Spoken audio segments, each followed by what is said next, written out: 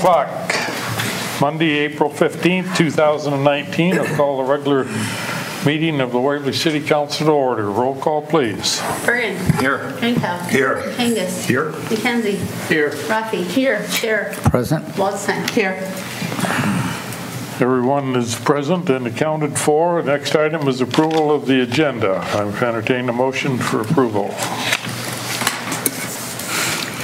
Move approval of the agenda. Second. Motion made and seconded. Any discussion? All those in favor say yes. Yes. Opposed? Agenda is approved. Next item is approve the minutes from regular meeting of March 18th, 2019, the March 25th, 2019 study session, meeting minutes, and the April 1st, 2019 regular meeting minutes. I'd entertain a motion. I'll move approval of the minutes for March 18, March 25, and April 1. Second. Motion made and seconded. Any council discussion? All those in favor of approval of the minutes, say yes. Yes. Yes. Opposed? March 18th, March 25th, and April 1st minutes are approved. Next item is our guest council person. And Tim, if you would do the honors of introducing. Kept striking out with people, so I found somebody that couldn't tell me no. Guest council is my son, Joe. I'll let him introduce himself beyond that. That's okay. Would you like to say a few words, Joe? No, not really. Honest answer. Well, I know from previous discussions earlier that you understand that you can take part in discussions at any time you'd like. You just can't make motions and you can't vote. So. Or make a motion to adjourn. Okay, done. Very good, thank you. Next item is proclamations, an Arbor Day proclamation. Found a little history of that, and it started on January 4th of 1872. A gentleman by the name of J. Sterling Morton first proposed a tree planting holiday called Arbor Day at a meeting of the Nebraska State Board of Agriculture. The date was set for April 10th, 1872, and it was estimated that more than 1 million trees were planted throughout the state on that first Arbor Day. And since then, all the other states, 50 states and more than 40 countries around the globe have observed Arbor Day. Proclamation goes like this. Whereas trees are a most valuable resource in Waverly in the state of Iowa by purifying our air and water, helping to conserve our soil and energy, creating jobs for our people, providing critical wildlife habitat, and yielding bountiful recreation. And whereas disease, insects, and pollutants have damaged and continue to threaten our trees, creating the need for reforestation programs and concerted public action towards ensuring the future of our city's urban forest. And whereas this year on the 26th of April, Arbor Day, the people of Waverly pay special attention to the wonderful gift that our trees represent and dedicate themselves to the continued health of our city's urban forest. Now, therefore, I, Dean Soish, Mayor of the City of Waverly, Iowa, do hereby proclaim the day of April 26th to be Arbor Day for 2019. Further, I urge the citizens of Waverly to become aware of the importance of trees to our community's well-being and to participate in tree planting programs which will ensure a green Waverly in the decades to come. I'd entertain a motion to accept the proclamation. Move the proclamation for Arbor Day 2019. Second. Any other comments? I would just note, historical note, those that ever collected the state quarters, the Iowa State Quarter, the picture on the back of it is a Grant Wood painting called Arbor Day. That was the design. Kind of upset some people in Nebraska when we chose that. But. Okay, all those in favor of the proclamation for Arbor Day say yes. Yes. Opposed? Proclamation is hereby accepted. Second proclamation is Keeping Iowa Beautiful Month. It goes as this: whereas Iowa's communities and countryside provide the basis for making this a special and unique place to live, and whereas caring citizens, residents, and citizens desire to build the pride and respect towards our community's natural lands and the environment, knowing that these are essential to the cultural and economic health and vitality of the state where we live, and whereas visitors to Iowa will respect and admire the communities and countryside that make us special, and whereas Iowa's towns and cities and their leaders recognize the importance of maintaining clean and attractive areas, and whereas Keep Iowa Beautiful, a state affiliate of Keep America Beautiful, works to build partnerships with government organizations, private companies, communities, counties, and volunteer service groups statewide to conduct litter prevention, recycling, beautification, community and landscape enhancement, increased volunteerism, and waste minimization programs and projects. And whereas for more than 19 years, Keep Iowa Beautiful, its board of trustees and sponsors have combined leadership, creativity, insight, and expertise that continues to enhance the beauty and cleanliness of Iowa. Now, therefore, I, Dean Soish, Mayor, and the City of Waverly, Iowa, City Council will encourage our City Council, city staff, teachers, and all of our citizens, young and old, to undertake personal and organizational efforts that will enhance the cleanliness, health, and beauty in our community and state.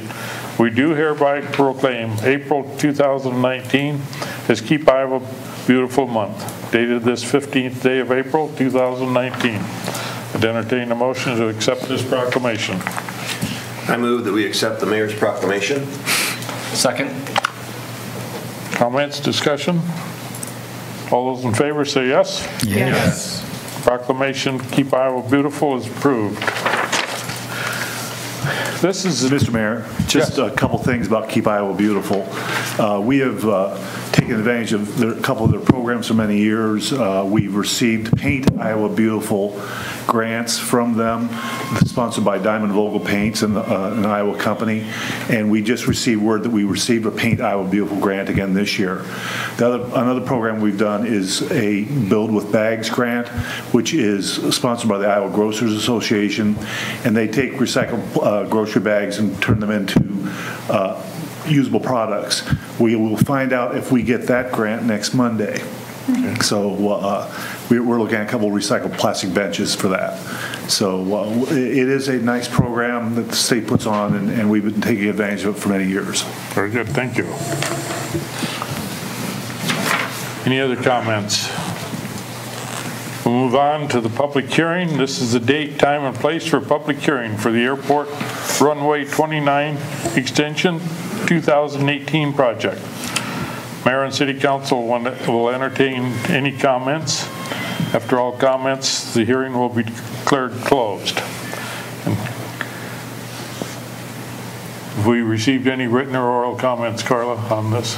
We have not, Your Honor. Okay, very good. To open the public hearing, anyone here that cares to speak to the airport runway 29 expansion project? Mike, do you have a presentation or anything that? Not planned, but we are prepared. So if you do have questions, Jay Pudens with McClure Engineering is here to answer any questions that you may have regarding plan specifications or the bids. We did have 6 bidders on the project, so it was bid at a good competitive time. I think they did a good job of putting together an attractive project. Very good. And I know there are some members of the Airport Commission here. If there's any questions for those, any of those? I would point out this is a project that will span 2 years. The grading work will be done later this fall, late summer into the fall, and then it will sit over the year, and the paving portion of the work will be done next spring. Very good. Anyone here that wishes to speak to this project? Close the public hearing. Entertain a motion. I will move approval of Resolution 19-62, approving plans, specifications, form of contract, and estimated cost of $1,618,593 for the Airport Runway 29 Extension 2018 project. Second. Motion made, second. Council discussion. This has been a project that's been on the agenda plans for several years. Yeah, just wanted to make a note that about a tenth of the project is locally funded. The rest is funded by the FAA, and it's contingent upon us getting that funding. Excellent point, that this project, all FAA projects are bid, and you make award contingent upon the FAA appropriating the funds. The process is such that they do not appropriate funds until after the project is bid.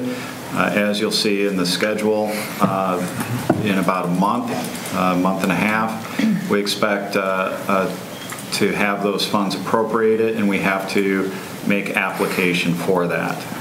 So there will, again, be a series of procedural requirements that the City Council will undertake in order to secure that funding.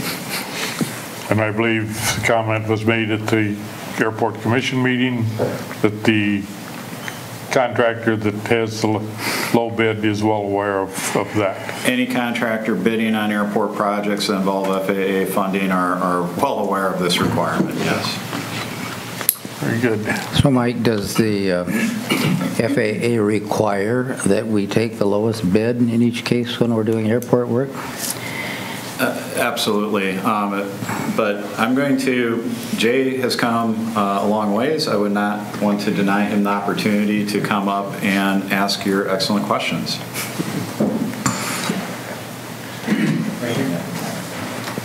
Good evening. My name is Jay Pudens. I'm from McClure Engineering out of Clive.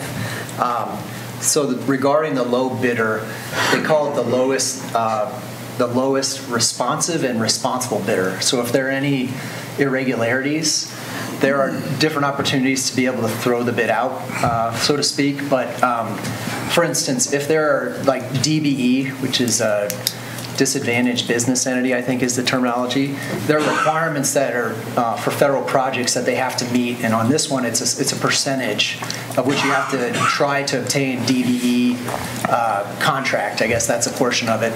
If they didn't make an effort to have that as part of their contract, then that would be considered an irregularity that the City Council could then use as an opportunity to say, we wouldn't like to accept that bid. So typically it's the lowest bid, but they put the terminology responsive and responsible because there are other requirements that need to be met as part of it. The other is Buy American. Being a federal project, there are Buy American clauses that they need to meet with all the products and the work that they do.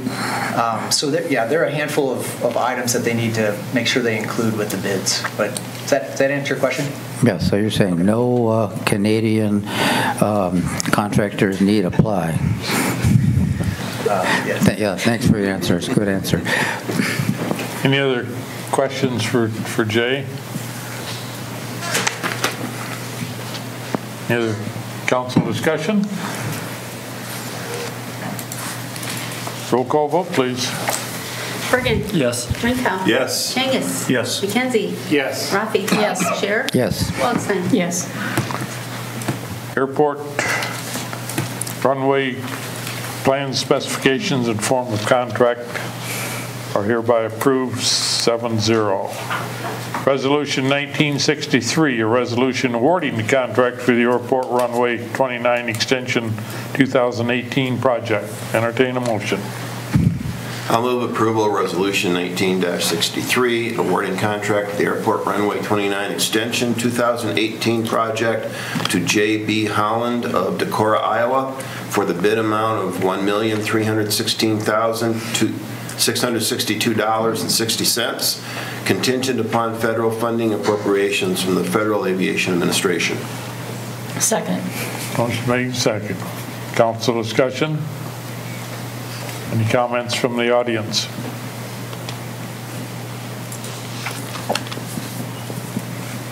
Roll call vote, please. Drinkow. Yes. Kangas. Yes. McKenzie. Yes. Rafi. Yes. Sher. Yes. Waldstein. Yes. Bergen. Yes. Resolution 1963 awarding the contract to J.B. Holland is hereby approved, 7-0. Resolution 1972, a resolution approving submittal of an application for an Iowa DOT airport funding grant. Entertain a motion. I'll move approval of Resolution 19-72, approving the submittal of the IDOT Airport Development Grant application for the Airport Avionics Room project to provide for 85% of state funding up to a maximum of $150,000 of the estimated $184,000 eligible cost, and for the Obstruction Removal 2020 project to provide for 85% of state funding up to a maximum of $148,027 of the estimated $174,150 eligible cost at the Waverly Municipal Airport. Second. Motion made, seconded. Discussion?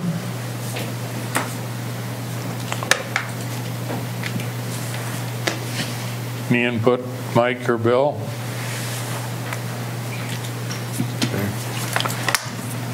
So this isn't an FAA thing where we're getting 90% of it. This is kind of an Iowa supported. Right, these are state funds. It's at 85% funding, 15% local. One of the advantages is I don't think we have to jump through the same hoops that we would for an FAA project. Is that correct, Jay? Yes, that's correct. And Mike, what is the meaning of a clean room? It says they require a clean room. Is that like dust-free or? Yes. It's the electronics is the control systems for the planes that are worked on in this room. It's to accommodate our new FBO. They also do avionics work besides repairing airplanes. So, okay, any other discussion? Roll call vote, please. Kangas. Yes. McKenzie. Yes. Rafi. Yes. Sher. Yes. Waldstein. Yes. Bergen. Yes. Drinkow. Yes. Excuse me, Resolution 1972 approving submitting applitions for avionics room and obstruction removal hereby approved, 7-0. Public comments for any item not on the agenda. Anyone here that has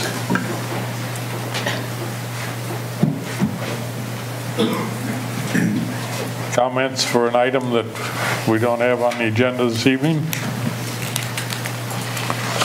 We'll move on to the consent calendar. Following items will be acted upon by single vote without separation unless someone from the council or public requests a specific item be considered separately. Item number 1, approve the purchase of a 2009 Sterling Actera bucket truck for the Streets and Vegetation Management Division from Waverly Utilities of Waverly, Iowa for the purchase price of $40,000. Pay request from McClure Engineering Company for the Airport Runway 29 Extension 2018 in the amount of $7,131.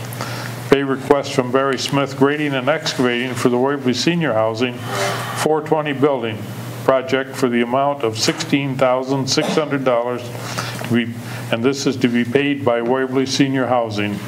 Pay request from AHTS Architects for the Waverly Senior Housing 420 Building project for the amount of $15,080.81, and this also is to be paid by the Waverly Senior Housing. Final item is a Class C liquor license for the Wooden Foot Saloon. Entertain a motion. I will move approval of the consent calendar. Second. Motion made and seconded. Any discussion on any item? All those in favor of the consent calendar say yes. Yes. Opposed? Consent calendar is approved. I do have one question. Oh, Tab's not here. He's outside. I'll ask him later. Regular business item, presentation by the Waverly Shell Rock School Dynamics class, addressing the need for an installation of a wheelchair accessible curb ramp for the high school along 4th Avenue Southwest.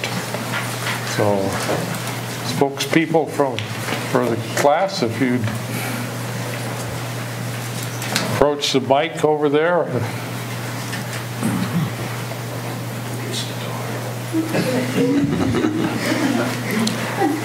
Tell us what you have in mind. We have some slides. How are we going to put that up? Okay.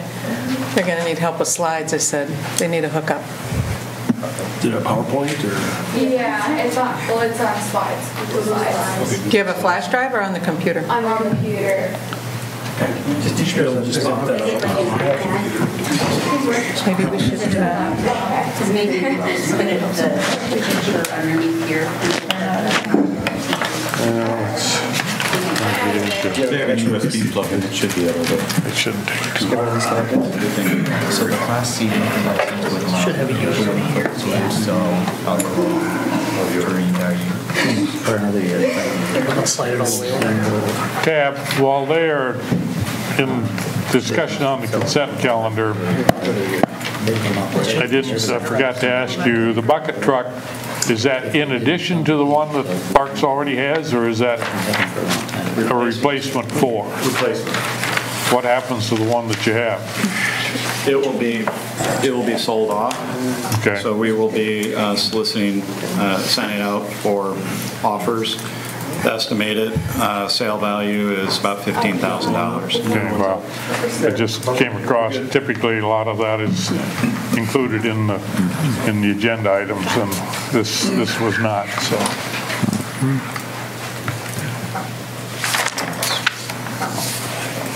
Thank you.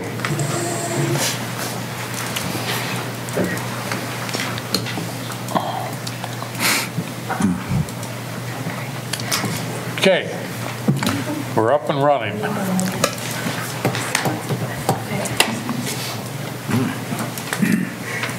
Hello, council members. My name is Bailey Dix. I'm Caitlin Brandt.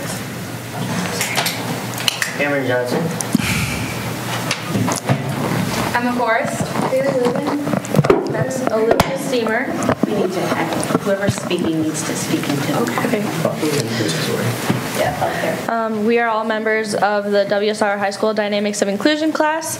This class meets every other day, and we discuss the importance of including everyone in the school equally while striving for the independence of students with all sorts of needs.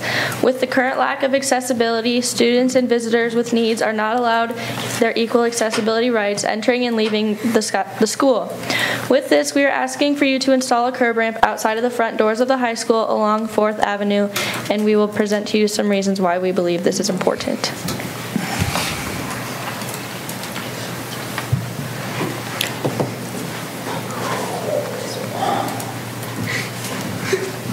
Of course, a school's first priority is to keep everyone safe. Not having a handicap accessible ramp to the entrance of our high school limits how much safety our school can provide. The sidewalks leading to the high school and around the city in general should all be handicap accessible. This entrance is the only entrance available for students and visitors coming and going to the school.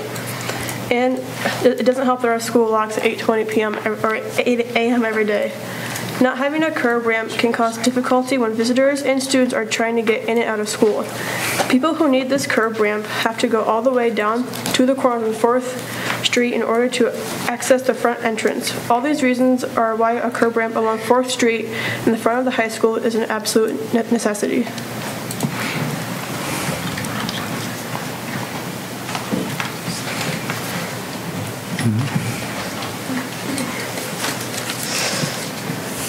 Every year, at least one student at WSR High School is in a wheelchair. The lack of handicapped accessibility at the front entrance can cause a variety of problems for students with a wheelchair or mobility disadvantages. They have to cope with longer distances, and bad weather can be harmful to the wheelchairs. Fire drills can be difficult as well for students with mobility disadvantages. Every year at WSR High School, we have students with crutches, walkers, and temporary wheelchairs due to sports injuries or other causes.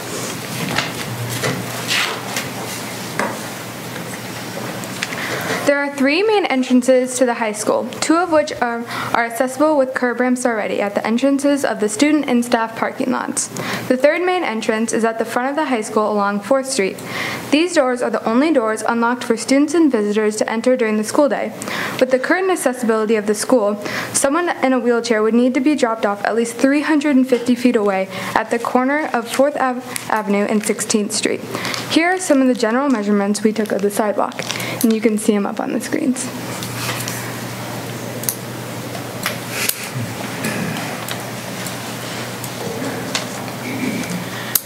We have seen many places around town where they are having the same problem as we are having.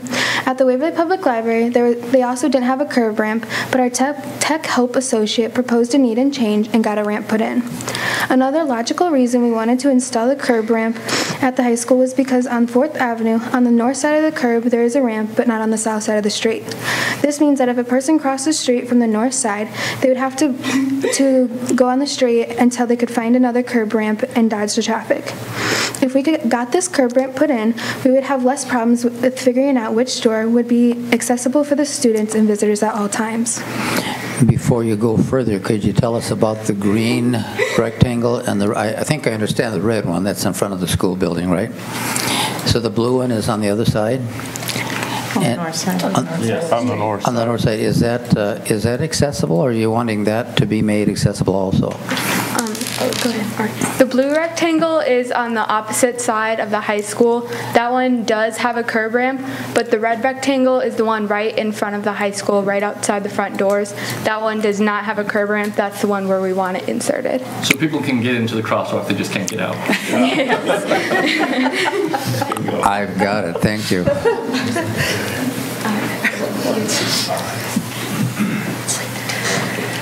Here's an example of a possible curb ramp that we could use. We found this online. This picture shows a more broad ramp with a wider sidewalk, similar to the one that we have out in front of our high school. With this width, the change in elevation would be much less drastic, and will take away the possibility of, well, the likelier possibility of a tripping hazard, which, especially if the flared sides were painted, making the elevation easier to see when changed from further away. So as you can see, we believe that this curb ramp is a very important need for our school, and that's why we are asking for you to install. Thank you. Are there any further questions? Any other questions for the young ladies and gentlemen? Yes. The picture you had, the slide before, with the crosswalk with the blue box and the red box. Yeah. There is actually a painted crosswalk across the street, right? Yep. Yes, sir. So there's not, I mean, buses don't park on the crosswalk or No, anything? so the buses park to the east and the west side, all the way up, actually, in front of, from almost to where the where the parking lot entrance is, all the way down to the end of the school. But because there's so many kids that their parents pick them up or drop them off and for whatever, that crosswalk, we have a stop sign, and people always stop. Right? Yep, and we move it. It's there during the school days, and then after school hours it's removed. But that walkway is always cleared so that students can freely walk across the street whenever. Good. Thank you. Yep. I have questions, but I'm not sure if you can answer them. So the curb cutout that's on the north side of the street, the accessible sidewalk, do you know when that was put in? So we don't have, like, kind of how long it's been like this, where there was a access on one side but not on the other? We are not sure of that. Would that have been put in as part of the bed ramp in that corner installation in that quadrant of town? Yeah, I'm not sure exactly of the timing on it. I know that if you go to like Google Street View, you'll see that the main entrance to the school was under construction at that time. So that had not been an entrance until just a few years ago. Okay. I've got a question. It's probably more directed to Bill than it is to anyone else. is that the city's responsibility or is that the school's responsibility to have or does it really make that much difference? Well, it's interesting because I think in the project that they just did for the new entrance, they replaced the entire front sidewalk. That's what I was wondering with them when they built that extension. Without doing a ramp there, but there should be, there should be a ramp there. I agree, yeah, that seems ridiculous if there isn't. So it's our right of way or their sidewalk. We were told that the curb part of the sidewalk is actually the city property and the sidewalk is the school's property. So just that little strip of the curb is the city's property. That's what we were told. Well, I would assume that any ramp that we put in there, we would obviously coordinate that with the school to make sure that the school didn't have any issues of putting a ramp in that location. But it seems to me that that's a very worthwhile project. And I personally want to thank you for bringing this to our attention because it's nothing that I had seen, and it certainly is something that needs to be taken care of. Thank you. Well, and congratulations on doing your homework in advance, because it sounds like you met with the superintendent and the city engineer, so. Yes, ma'am. Good job. I can't believe no one noticed it before. No. And it is possible that you have set a record for the number of people at our microphone at one time. Another thing we had just briefly talked about when we came in and spoke with, well, Mr. Terry, I guess, came in and spoke with us, was we were sort of under the impression that if this was a go, that it would only take maybe a few days. And so with just taking out part of that sidewalk and then re-putting it in, our hopes would that it would be done during the summer. So that by the beginning of the school year next year, when we have a lot of kids we know of right now in the middle school that will be coming to the high school next year that are in wheelchairs and have other needs, a lot more than we have right now. So we think it'd be really important that this ramp is placed hopefully before the school year begins, fall of 2019. Have you uncovered any other areas that are missing ramps? Any other school areas? Different schools or? There's West Cedar. West Cedar has on both sides. We did. It was in that packet. We should have brought that back. There is at West Cedar on both sides. They also have a crosswalk similar to the one that we have up in this picture. Right. On both sides of that crosswalk, there's not a ramp, but that's the only school. The other 3 elementary schools all have the ramps. How about the middle school? Middle school does, yes.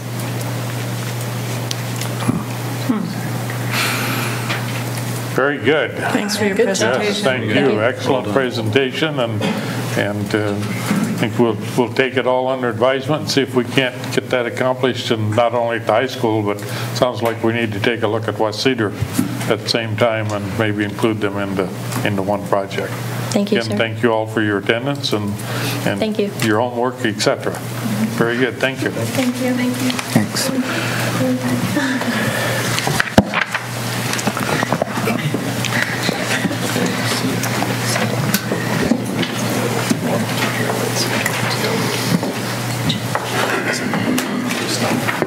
We'll move on to public comments on the City of Waverly tobacco-free nicotine policy that's been proposed or is being proposed.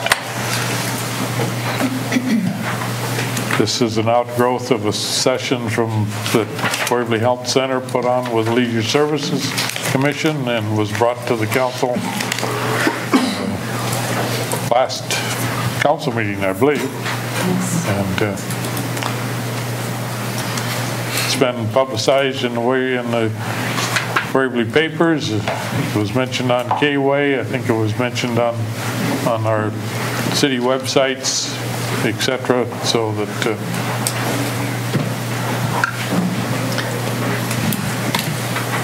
I'm not sure where we. Do you want a motion first, or? If we want a motion, it doesn't list a motion. I was going to say, well, this is just to receive public comments. The next item is a motion.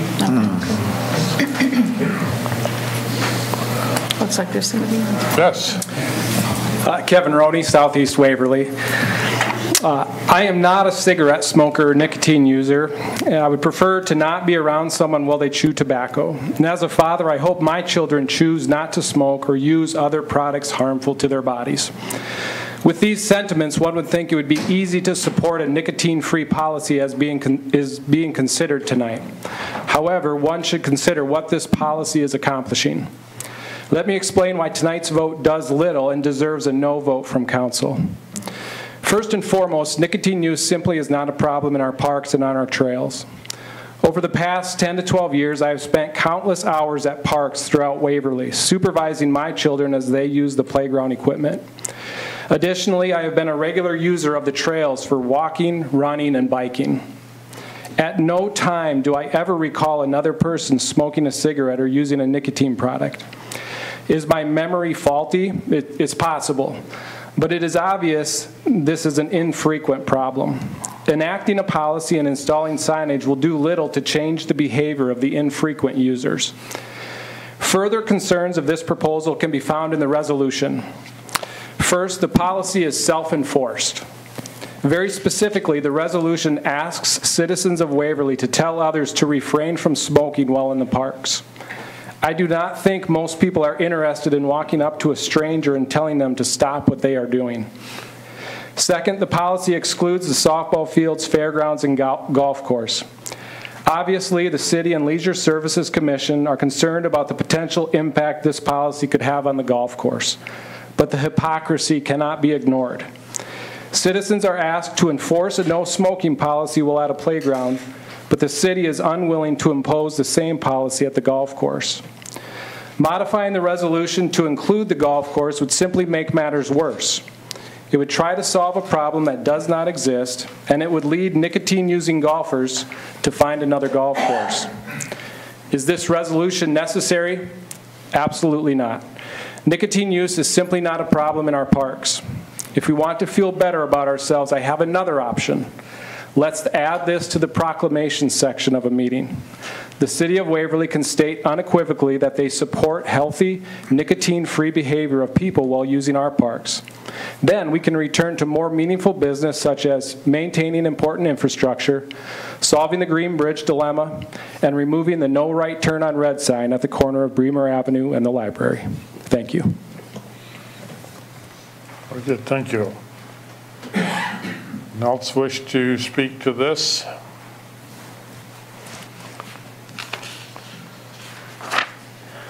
We'll move on then to Resolution 1964, approving the City of Waverly tobacco-free, nicotine-free policy.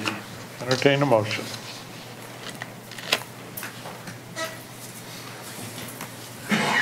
I will move approval of Resolution 1964, approving the City of Waverly tobacco-free, nicotine-free policy. Second. Motion made, second. Council discussion. We have, looks like Tab is ready and just here to answer questions, and Amanda Ramtham from the high school is here as well to be the actual answer of the questions. You're delegating the answer to the questions. That's great.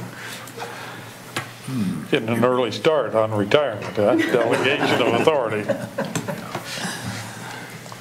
Well, I have some real concerns over this resolution, frankly.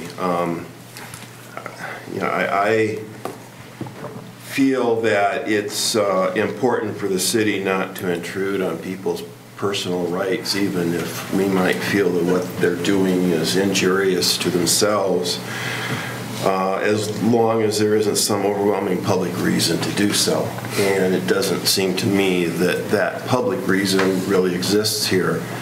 The two reasons that I could see that would really require us to pass this resolution would be if the smoking was really creating a public nuisance, that it was making it difficult or impossible for other people to enjoy the use of the park, the park areas, or secondly, if there is excessive litter, excessive cigarette butts, ashes, whatever.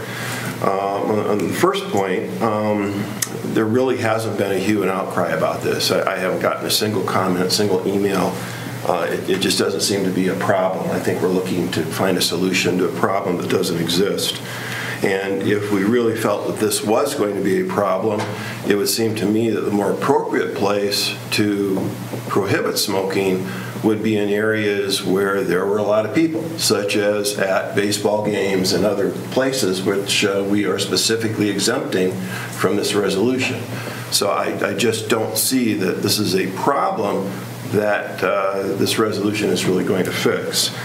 Secondly, as far as excessive litter, I understand there could be cigarette butts laying around, but that hasn't been put forward as a reason for having this resolution. So I don't want to come up with a reason that hasn't been brought up in any of the hearings or any of the previous discussions.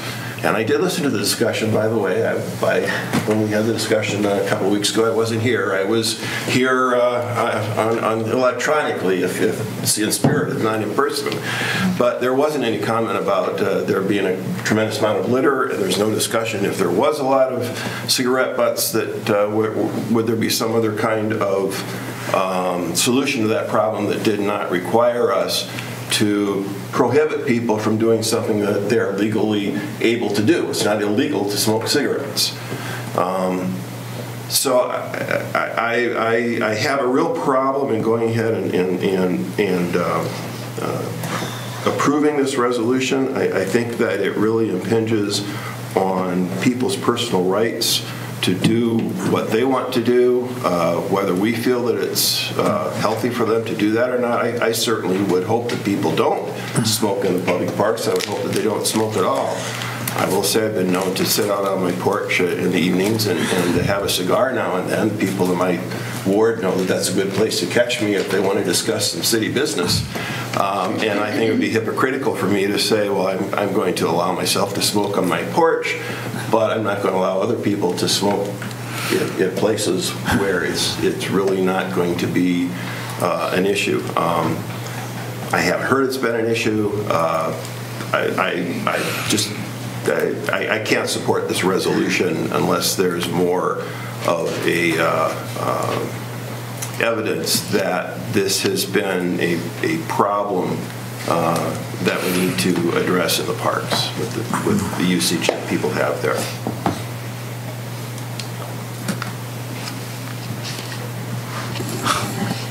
Any other comments, questions?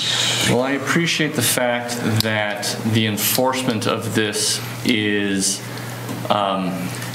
it is not a criminal offense. There's no fine for smoking in parks. The consequence is being asked to leave the park. And if you refuse to leave, or put out your cigarette or smoking or tobacco, because I would hate for the police to have to, one more thing for the police to do. I could understand there are people who would not feel comfortable confronting a smoker if they were subject to secondhand smoke. However, I know people, I'm thinking of my wife, who would not be opposed to confronting someone who was smoking around her. And I would like, if you are the sort of person who's willing to confront someone saying, your secondhand smoke is really bothering me, I think that the policy should be on their side. That if you're sick, as the policy is, someone smoking and say, gosh, that cigarette smoke is really bothering me, the person can say, suck it up, tough luck. With this policy in place, if you feel strongly enough to confront that smoker to say, your secondhand smoke is bothering me, I'm sensitive to smoke, that person has to respond. And I appreciate at least that much of this policy. I agree with Mr. Roney that a lot of people won't want to enforce it. A lot of people will just put up with it. And that's fine. But I think for those people who do want to enforce it, who do care, we should have a policy in place to empower them. I kind of go back to what I said last time. It seems very odd to exclude several areas, large swaths of the community park system, namely the golf course and the fairgrounds, ball diamonds, from this policy. because again, there are a lot of people that do gather in that area. And when I asked last time, it's just kind of been a tradition to smoke on golf courses. Well, it was kind of a tradition to smoke in bars for years until we, statewide banned it. But apparently the only places where people can be subjected to secondhand smoke nowadays are golf courses and casinos. Apparently they're not affected there, but they are everywhere else.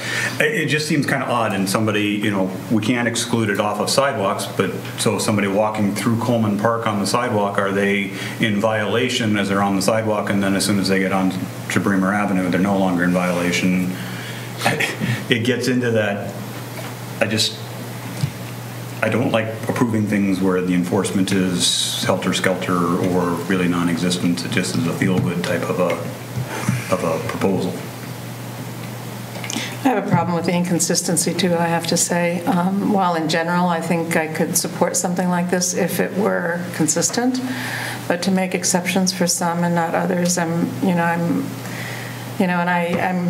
also basing it a little bit on my experience at Wartburg. We have a no smoking policy there, but it's everywhere. I mean, it's outside, inside.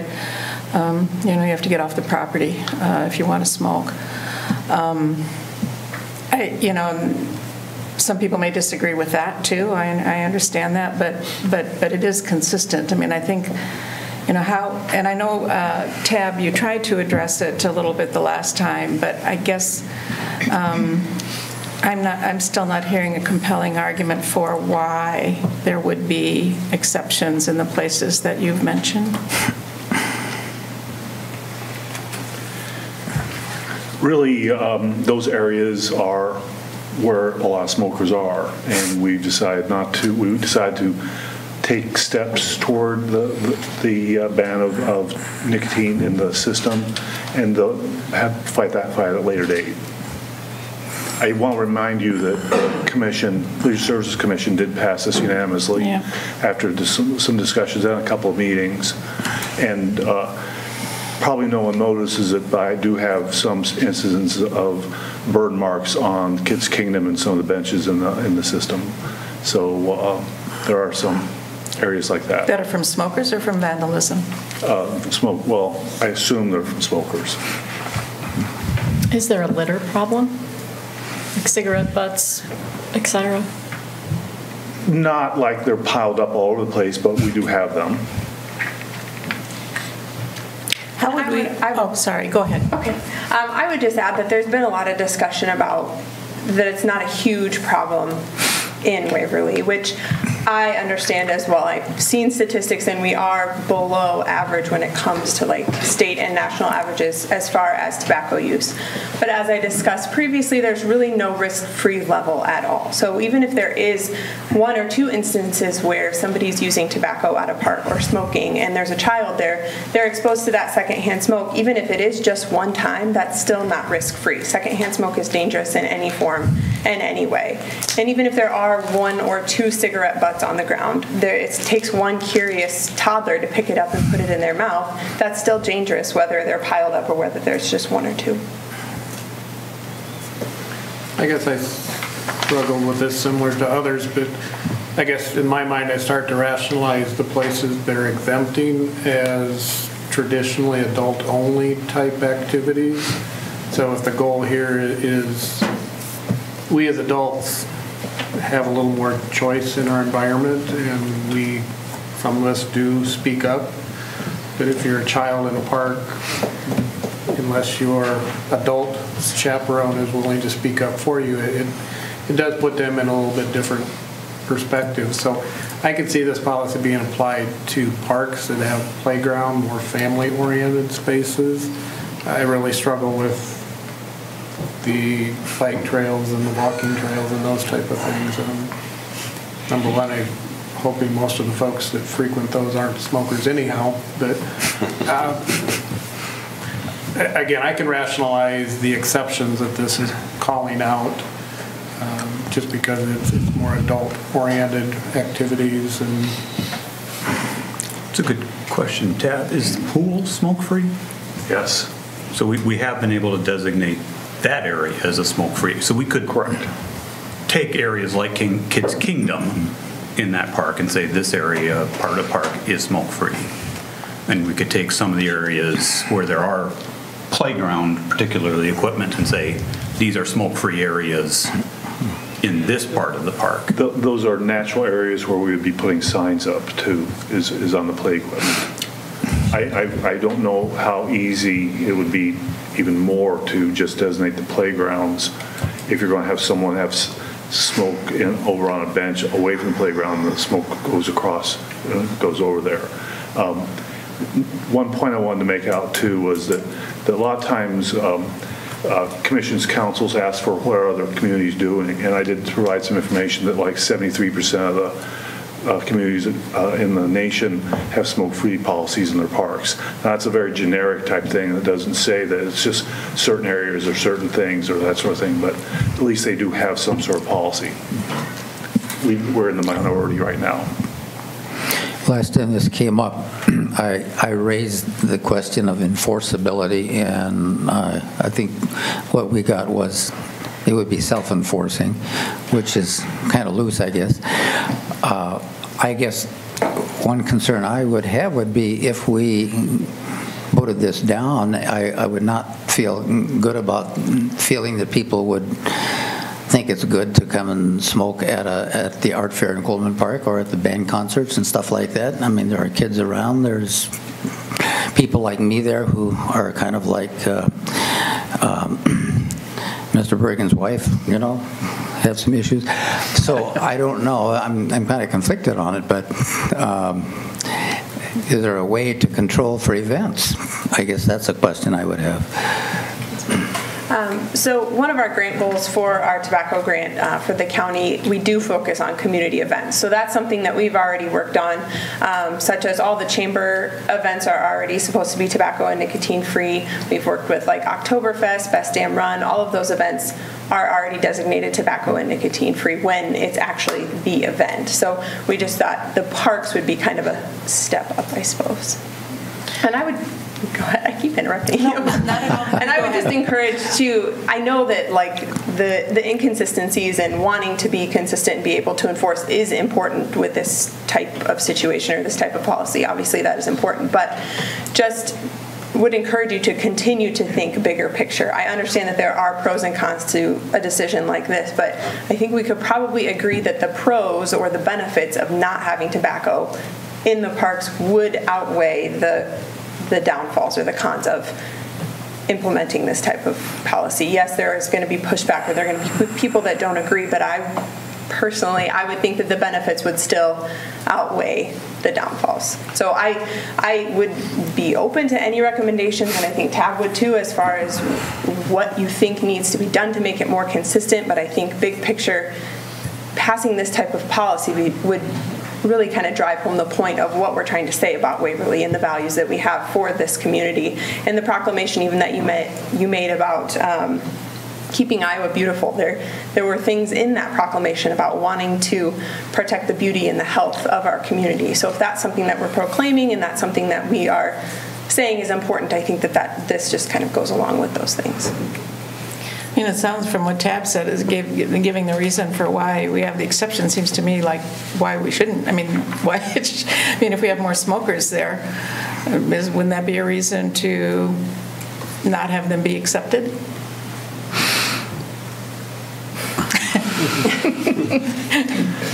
Yes, but no. I guess I don't. Is the golf course technically a city park, or is it just city owned? Or is it the same? It's city owned. But it's not considered a park. But it's part of the leisure services department. Mm-hmm. Okay. Just clear. As I was wrestling with this before the meeting, I'd never thought about trying to address this through a proclamation. If we would do that, is there anything that would prohibit us from putting signs up saying we proclaim this as smoke-free areas within the community and achieve the same results without it being a resolution and that part? I mean, just put up signs that say, please don't smoke. You know, we proclaim this to be a proclaim it every year then, or? Again, I don't know how proclamations work if we make it it's a proclamation. I mean, to be enforceable, the officer has to be able to tell them to leave or to stop doing what they're doing. I have a question about that too. I mean, if we were to vote this vote for it, and somebody said there's no consequence to disobeying it, doesn't that ordinance that we have that says that if you're not following code, you can be fined X amount upon repeated violation, that wouldn't apply here? Is that what you're saying? As I read the ordinance, they can be expected to leave, right? And if they won't leave, they can be found guilty of trespassing. That'd be the way I interpret it. Yeah. Just to clarify, it's a policy and not ordinance we're doing tonight. Okay. But if they're doing something that violates our policy, they can be asked to leave. If they don't leave, it would be a trespass. That would be trespassing? Because the person who has legal authority to tell you to leave someplace because you're doing something. I see. I guess I would come back to, again, is the mention was that, the benefits of having this policy. I guess I'm questioning the benefits to whom. In what way is this benefiting the city to have this policy?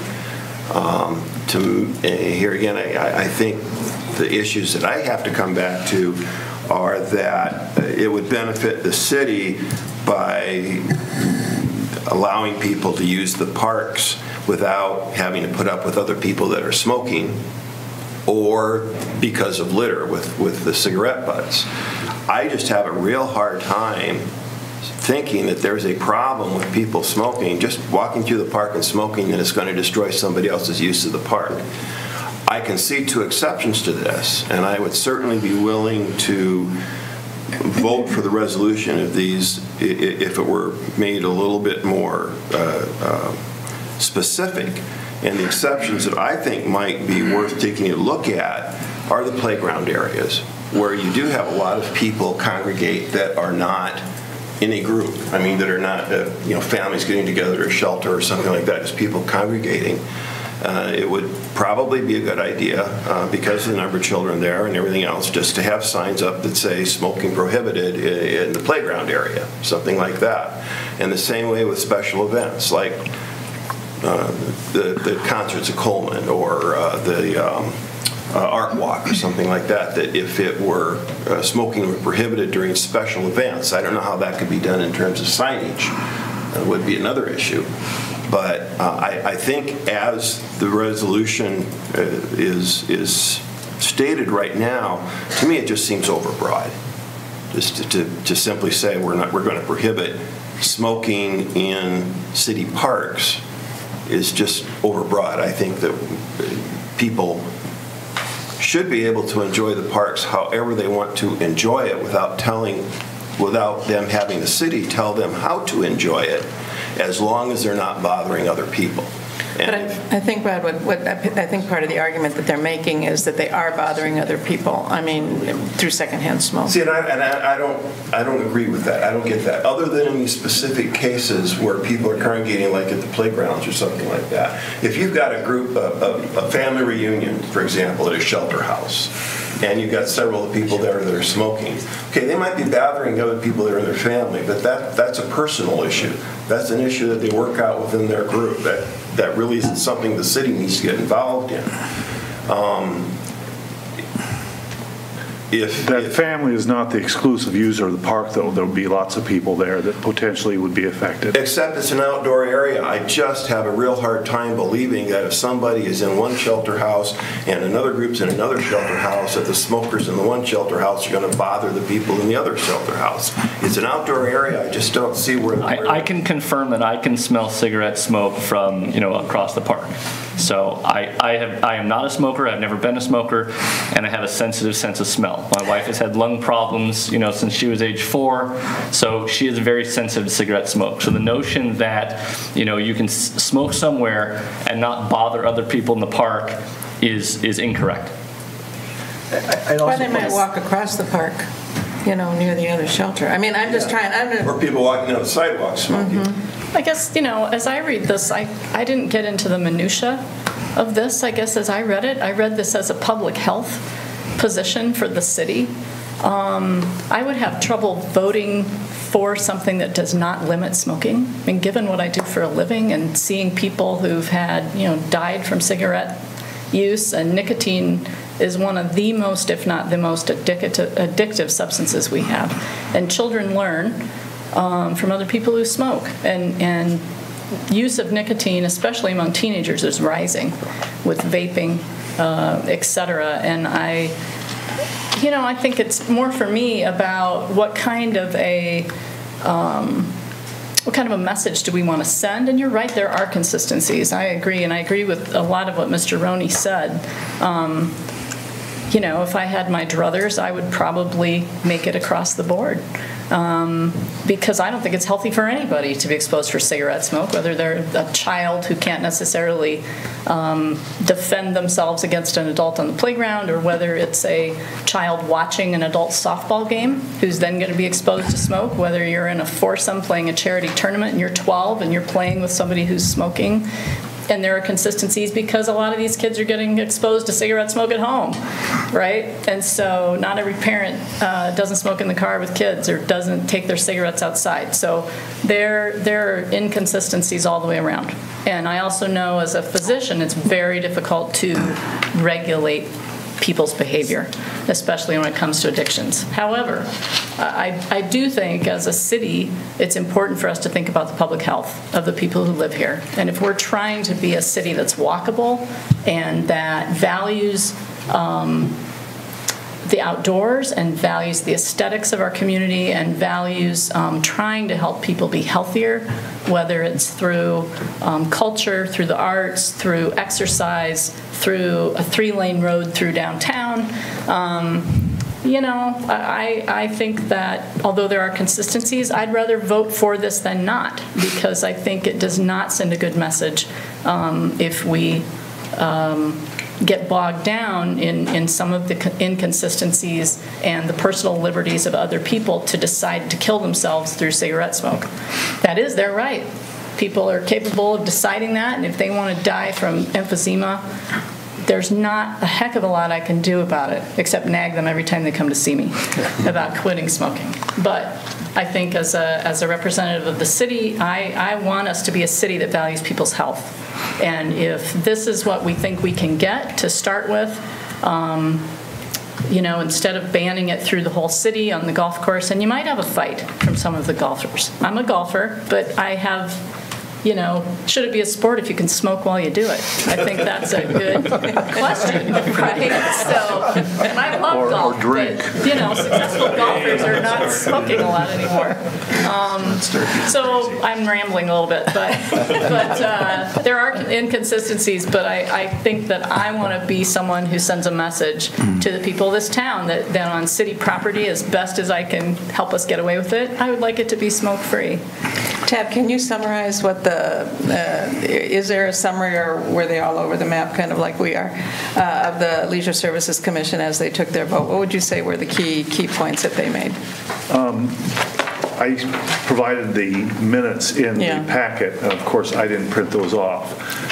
By memory, basically it was they listened to it, they had some questions, they talked about the specific areas that would be difficult to have a policy for, and to decide on the parks, trails, and play areas, that sort of thing, as a recommendation.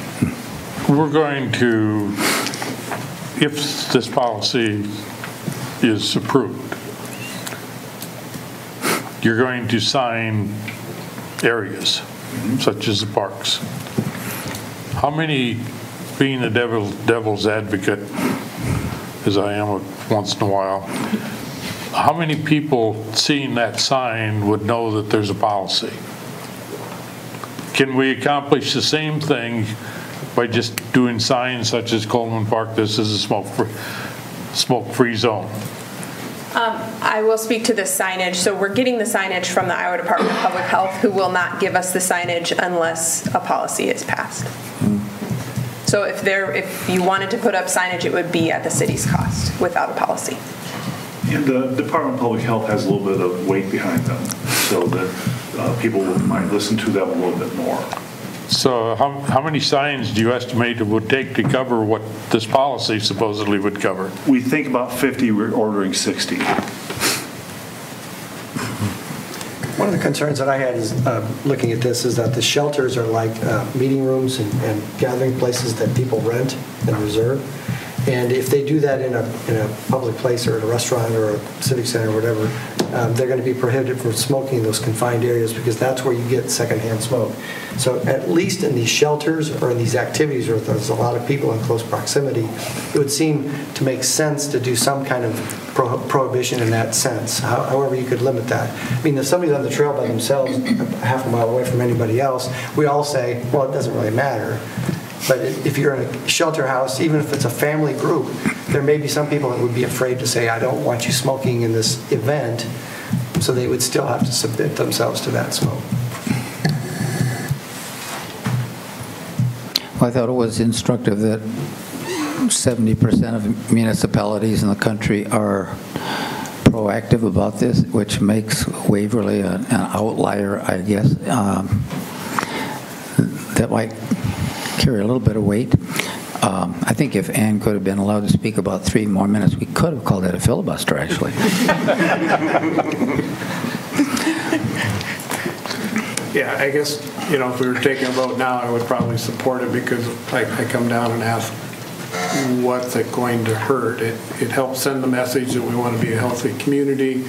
It does give folks a little bit of backup if they confront somebody and those type of things. But again, I would hate to see the police out patrolling for this, and if somebody's a mile down the bike trail and they light up, but again, it's yeah. I always hate to, as Rod says, put something in that is gray as this is, or excludes certain areas, those type of things. But to me, I think it's a statement that we need to make, and I would support it. I'm okay with that. I mean, the public health argument is the strongest one for me, but I hope we have some sort of plan to follow up with the rest of it, because it doesn't make sense. I mean, it's just completely illogical if we do this and then not follow up in some systematic way on the other public areas. We do have a statement that when the fairgrounds converts from being a fairgrounds, I saw that, to include that. Yeah, for that, So but we step. still have the golf course issue. Another step. Yeah. Baby steps.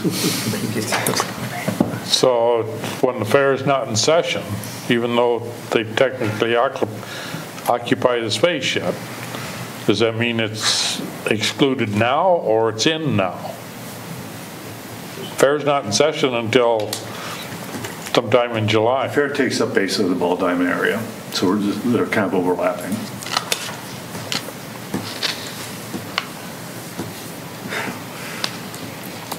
Extremely gray. It is, but I guess I'm leaning toward approving it too. But part of that for me too is to also respect the work of the commissions. I mean, I like to take seriously the recommendations that they make, assuming that they've done more homework than we have in bringing forward a recommendation. But. Okay. Any other comments that have not been made? Roll call vote, please. McKenzie? Yes. Rafi? Yes. Scher? Yes. Waldstein? Yes. Bergen? Yes. Drinkow? No. Kangas? No. Resolution 1964 approving the City of Waverly tobacco-free, nicotine-free policy approved 5-2. Thank you. Thank you. Thank you for your time and your efforts. Next item, approval of a staff appointment.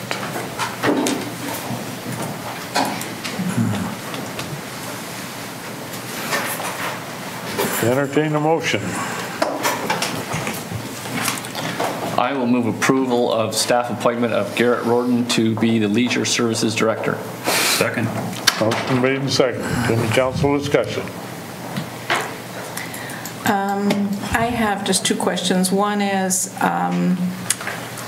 any significant changes in the position description that we'd want to highlight, and it seems like we talked about this before, but maybe also for the public's, information. And second, our salary ranges in line with sort of comparable cities? The first one, we've not changed a great deal of the job description. We kept it fairly similar. If anything, it'll be expanded once we continue to enhance our parks and development. On the second, we have checked with salary. We have a range that we start at and then progress accordingly. And even some of the other individuals that interviewed, they were right in that range as well. So with experience that Garrett has, we felt comfortable where we were. We're within our budget that we had established. And we've ran him through everything he's going to be doing. He still wanted to do it, so that was encouraging, but maybe concerning as well. So, but he is here if you have any questions, comments, or any comments he'd like to make in addressing the council at this point in time. But going through the process with HR, as lengthy as it was, we're very comfortable and very pleased that we can offer his position to him.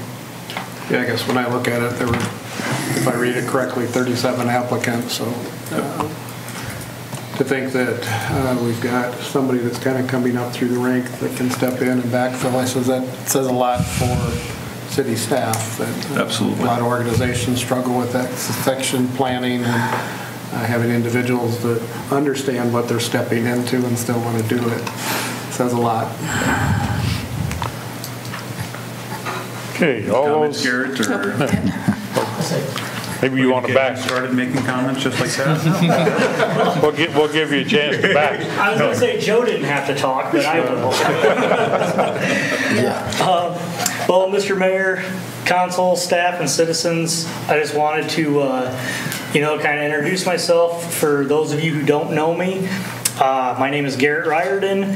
I've been with the City of Waverly Leisure Services Department, formerly Parks and Rec, since 2006. I started as an intern, and currently I am the office manager of Leisure Services, and here in a few weeks I will be your new director. So if anyone has any questions, feel free to ask me now. Feel free to stop by. But definitely looking forward to the opportunity and appreciate the opportunity. Thank you. Just think you won't have Tab as the boss. That's going to be kind of rough, though. Just think you have to figure out all the solutions to that. Any other comments? All those in favor of appointment of Garrett Riordan to be Leisure Services Director, say yes. Yes. Opposed? Congratulations.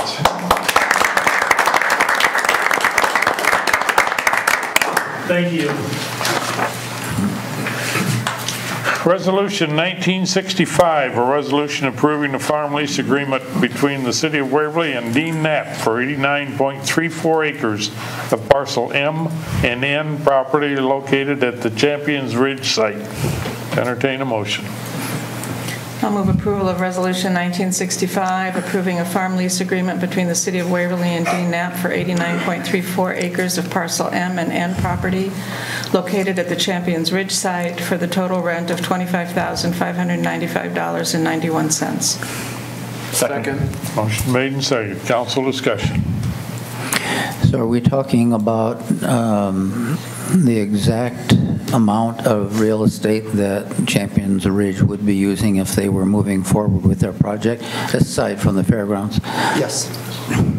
Okay. Is that really what, Yeah, it's about 90 acres. It's tillable 89.34. And we'd be renting it with a clause that says if anything is going to be used for development during the year, there was a provision to allow for repayment for the crops that would be destroyed or taken. We've had that the last couple of years, and it works fairly well. Plus, Mr. Knapp works with the Fair Board, so it's a cooperative type of thing here if they were to move on to anything. And the Fair is going to be using Mr. Knapp, too, as a tenant. And this is for 1 year? 1 year. 1 year at a time. And it's only for those non-fair acres? Yeah, this is for the city's 90 acres, and Right. the fair has a separate contract for Yeah. theirs. Any other discussion, questions? Roll call vote, please. Rafi? Yes. Sheriff? Yes. Waldstein? Yes. Bergen? Yes. Drinkow? Yes. Kangas? Yes. McKenzie? Yes. Resolution 1965, approving the farm lease agreement between the city and Mr. Knapp is hereby approved. Resolution 1966, a resolution approving contract, bonds, and certificate of insurance from Farner Asphalt Sealers for the Slurry Seal Program 2019 and authorizing the mayor to sign the contract. Entertain a motion. Move approval of the resolution as read by the mayor. Second.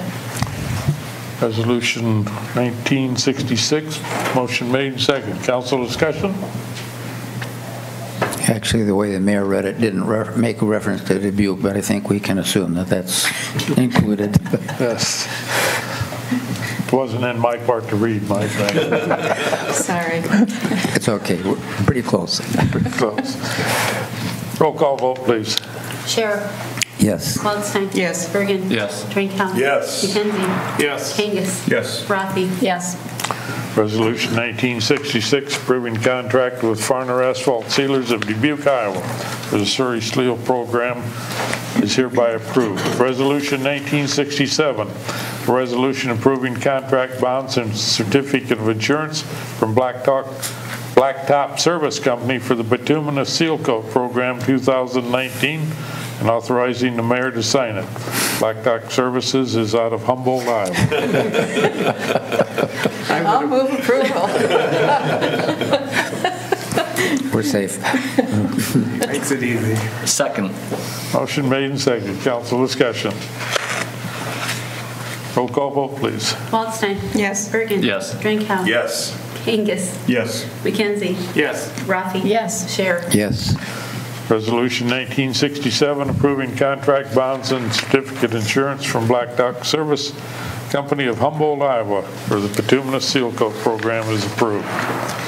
Resolution 1968, a resolution approving contract, bonds, and certificate of insurance from Stagey Construction for the Waverly Senior Housing Project 2019 and authorizing the mayor to sign the contract.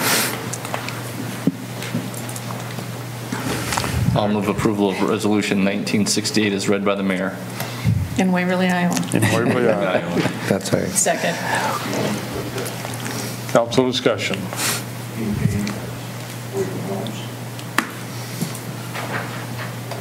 You need to put the being paid for by Waverly Homes or the contract.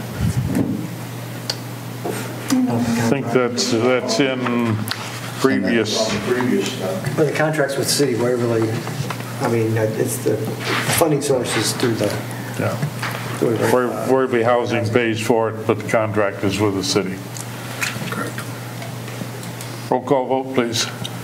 Bergen? Yes. Drinkow? Yes. Kangas? Yes. McKenzie? Yes. Rafi? Yes. Sheriff? Yes. Waldstein? Yes. Resolution 1968, approving contract, bonds, and certificate of insurance from Stagey Construction of Waverly, Iowa for the Waverly Senior Housing Project is approved. Resolution 1969, a resolution approving an amendment to the contract with AHTS Architects for Phase 1 of the South Riverside Park Project. Entertain a motion. I'll move approval of Resolution 1969, approving an amendment to the contract with AHTS Architects of Waterloo, Iowa for Phase 1 of the South Riverside Park Project for the cost of $4,900. Second. Motion made and second. Council discussion. I guess I have a question for Tab. At what point are we going to see the revised plans? How long is it going to take HTS to bring those to us? I assume we'll have to approve the revisions to the plans before there are any contracts let or anything like that. Correct. They've given us concept plans on an internal basis. At this point, we're still negotiating with the property owner, but you'll see them as soon as we see them. Okay, thank you for your non-answer. I can follow up on that, though. We are working with the business owner, and in fact, to make it work for both parties. It's not so much a negotiation as to whether it's going to happen, it's just how it's going to happen, so it's most effective for everybody. And it involves a lot of things along the east side and the west. I mean, they're rebuilding the parking lot. We've got the area that the trees were taken out that the city will acquire. And we're working out how we're going to do the area between the parking lot and the area, the waterfront. Right. And so we're getting down to, we have to get that platted, so we have a survey, so we can actually convey property. I guess my question was more in terms of when is this all going to happen? Is this going to happen yet this spring or summer? Is this something that might not happen until next year? Yes. What really timing? Next year is probably more realistic, because what we had to do in order to allow the business owner to create his parking lot is to decide what our concepts might be for the rest of the area. So we were talking about where things might be and where they could be. And so we had to kind of come up with a concept of how they could look. So it was a vision that we don't really want to say is the final vision. It's just a vision. And then we know what we're working with in terms of the space that we're going to use. And he knows what he's working with in the space he's going to use and who's going to do what on both sides. So. Okay. So when we see it, you'll see it. All right. Construction probably would not start until after Bremer Avenue Bridge is taken care of. Actually, there's some parts of that can be done earlier. We just can't design a trail connection around the bridge abutments, because that would be torn out when the bridge is redone. So we're going to talk about ways that we may be able to develop the south part of that next to the museum location, if we can, because we still have a connection to First Street, so we could still do some improvements on the bank. We can't go down the bank because that's areas that may be used by the contractors also for the bridge. So we're going to limit what we do, but we still want to have a concept so that he can see what we're talking about doing, and he's invested in this. He thinks it's a great idea too. So we're just getting the final things done. Just a technical question. In the resolution as read, it says for a cost of $49,000, but in the actual resolution with all the whereas, is a not to exceed? Do those need to be? 4,900. Yeah. 49. I mean, the dollar amount's the same, but one says not to exceed. So are we committing ourselves to 4,900? I thought it was 4,900 even, wasn't it? It was, yeah. Yeah. Okay. Yeah, and it was really a good concept for us to look at and see, so that we could actually help him vision, the business owner envision that. And it's really just cooperating with him and together to make sure that corner looks really nice for the community. So in the description, there's reference to vehicle and pedestrian access separation. What is that? It started out with perhaps fencing. It's gone to now probably bollards that would be placed at the end of the Right. So there's some sort of a gap between where the parking ends and the bike trail is, and making sure there's some separation. One of my concerns was also to avoid vehicles lurching and going off the edge. I saw that happen up in Clayton County at the courthouse. Somebody accelerated when they meant to reverse, and they went right down the bank and had to be hauled out by a crane and everything else. So we don't want anybody going over the edge there when there's parking there. So we either worked with a curb, but we think the bollards are better because the curb will be a trip hazard for people walking through. If they can see the bollards, they can walk between them, so they can still be back and forth from the trail to the parking lot without having the curb there. So that's what we kind of... So I'm unfamiliar with the phrase bollard. Is that like the large concrete barriers? Yep. Steel post with steel post covering on the top. Gotcha. A covering. Grocery store where you walk Gotcha. fairway. Okay.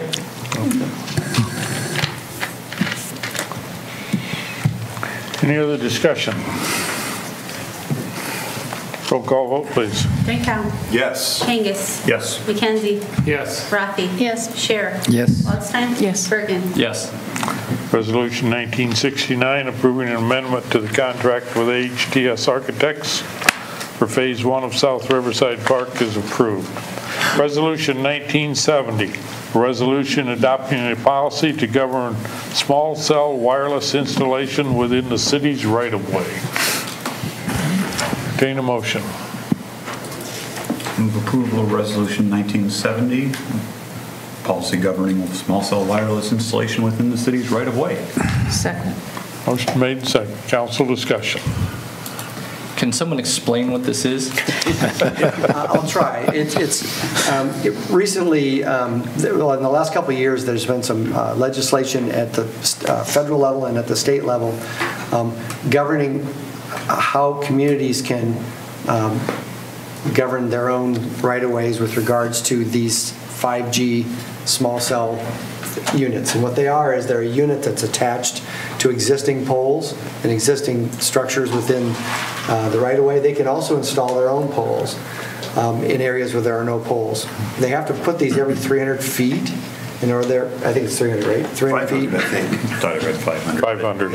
Or 500, yeah, okay, between 300 and 500. In order to enable the continuous coverage of a community for 5G. It's not that we expect that to happen tomorrow in Waverly, because they're just getting into the bigger cities and the bigger population areas. But what's happening is the federal government is closing some ways that we can move forward with local regulation in order to protect what we're doing and actually have some kind of fee structure for giving them the ability to work within our right-of-way. And it's pretty restrictive to what we can do. The other thing we're doing, because we have to do it by today, is we're actually putting in there that if we create a fee structure that shows that the expenses that we incur in regulating this is more than the minimal amounts that they allow us to charge, then we could actually amend this later and do that. If we don't pass this, we can't change that fee structure at any point in time, even if we did a rate analysis. So right now we're defaulting to what they already the state and federal allow us, but this would allow us to kind of put our foot in the door in case we have to do a lot more regulation, especially with how many different ones there's going to be in different places. Now, Waverly Utilities had done a lot of work on this in the last year and a half, and a year and a half ago or a year ago they created their own policy which governs their poles and their light poles and their traffic signals and those kinds of things. We're not trying to double dip for that. We're not going to do it when they are doing it, because if it's on their pole, we'll let them regulate that and they'll use their policy. For us, we would do it if they were creating a new pole or a pole in a different location that was still within our right-of-way. So we would govern those installations. Because we didn't have a lot of time to do this, I recommend that we adopt basically what the policy is that the Waverly Utilities has done, so there's not an inconsistency and we don't have any conflict with what they're doing, since we're basically in the same right-of-way anyway. So we didn't make any changes to their policy. I just kind of rewrote it in our form, but I did not change the substantive provisions that was contained in the Waverly Utilities policy. And generally it met. Actually, I've been looking at these for the last 3 months or so, or 3 to 6 months, and I looked at some from Ames and other places that have passed these, and they're very similar. The provisions are pretty much the same things that everyone's starting to do. This was something that snuck up on everybody and was legislated before the local entities really knew what was going on. So it was kind of, we were introduced to it by the legislation pretty much. So it didn't give us a lot of opportunity to make any negotiation or input on the enactment of these types of provisions. So we're just trying to jump in where the League of Cities and other cities are saying you should jump in and do something at least and get it on the books. So that's why we put this together for tonight. I wish I could have had more information earlier for this, but we didn't realize that this deadline was going to get moved up on us. So if I hear this correctly, if we don't take a step now, we can't really take a step later, is that correct? Yeah, we still can't. I mean, we're not sure. This is a really big unknown. So the state law has what it has and the federal law has what it has, and it talks about what you can charge, what you can regulate, and what you can't prevent them from doing. Now, what you can make them do is blend their equipment so that it matches the pole color, or that you can minimize the obstructiveness of it, or you can't put it on one of our decorative light poles because a big silver thing attached to one of our decorative light poles wouldn't look very good. and if it doesn't have the weight capacity to handle that particular unit. So we're really voicing the things that are really in the legislation itself, but we're going beyond that with things that they allow you to do, and that's the aesthetic aspect of it. We're trying to let it blend in so that it doesn't stick out like a sore thumb, and it looks like part of the pole, part of the structure. What's it going to look like exactly? Well, a lot of them are just kind of like a clamped on the side of the pole, so it'd be they're not a large unit. They're like within 6 inches probably of the pole. Like a box or an antenna or a... They just kind of wrap around like it would fit onto that pole, so that would kind of blend with the curvature. And it just allows that signal to keep continuously going. It's what will bring us self-driving cars sooner, because of the coverage and better 5G is obviously better than 4G because it's got It's one number bigger. It's got to be. If it goes like mobile phones, we'll have 12G and then 17G and so. This is it probably really is one of these. We were just kind of told we should probably jump into this. This is really not a very informed question, but are we talking only about major thoroughfares or? I don't know. I know that when you're talking about a large community, you're going to be doing it. You're going to be all over the place. Citywide. Set up a grid so that it covers kind of like a net. No, yeah, our infrastructure for fiber went underground and basically blanketed the community. Eventually, 5G will probably blanket many communities so that you have full coverage. So this could be all over the place. That's why they like to use light poles. Yeah. I mean, as you drive around, fire hydrants are usually spaced about 600 feet apart. If this is 500 feet apart, you're going to have one of these for every fire hydrant in town. So, I mean, yeah. We've had a lot of limitation. The federal government's not giving us much leeway on this, period. So instead of seeing big towers, now you have little antennas everywhere. And that's just the way you're going to see things moving forward. So what we were able to do was make the impact where we could. And again, it's very, very limited. We're lucky we could do this. But there was a huge push to get it done by tonight. I can tell you from my peer group, there is email after email of city after city trying to pass these tonight, because this is the last chance to do any impact, much less unless there's changes going forward. So we were just lucky to get this in. Does this mean that all the equipment on the water towers and stuff are going to come down, or are those? No, those are still the 4G and those are the regular Gs. And so they'll eventually that could happen, but it'll be quite a while before that goes to the wayside. So these 4Gs are generating income for the city. Would these 5G do the same? No, there's just a registration fee, which is fairly nominal. It's $50 per. What I suggest you do is Google 5G antenna and go to the images, and you'll see a wide variety of what these things can look at. Again, as far as spacing, it's about every block. If we have about, every block is about 300, 400 feet. So if we have about 700 blocks, you're going to have 700 antennas spaced around. Street lights are spaced at like every intersection, so those are probably going to be one of the preferred locations. But as Bill indicated, you kind of get into some neighborhoods have more aesthetic street lights, whereas others are more of the traditional. So this is an excellent move to get out ahead of it, because at a conference I was at, they were saying you need to pass this within months, otherwise you're going to have very limited ability to amend it later on. And what happens is that there was a federal action going on, and it got settled, and all of a sudden they said, okay, we're done by April 15th now, and it's like they gave you like a month or two of notice that you had to have this done, because that federal case got settled, that it stopped them from enforcing the regulations. It would be cool if we could ask them to make them shaped like W's, because that would look cool. W's around town. And knowing my discussion with Waverly Utilities about putting things on the decorative lights, they think they can make the argument that they can't really put those on there because they're not going to be able to carry that weight the way they're designed, because they're talking about our banners being a little problematic. So if the banners are problematic, I think these units might be.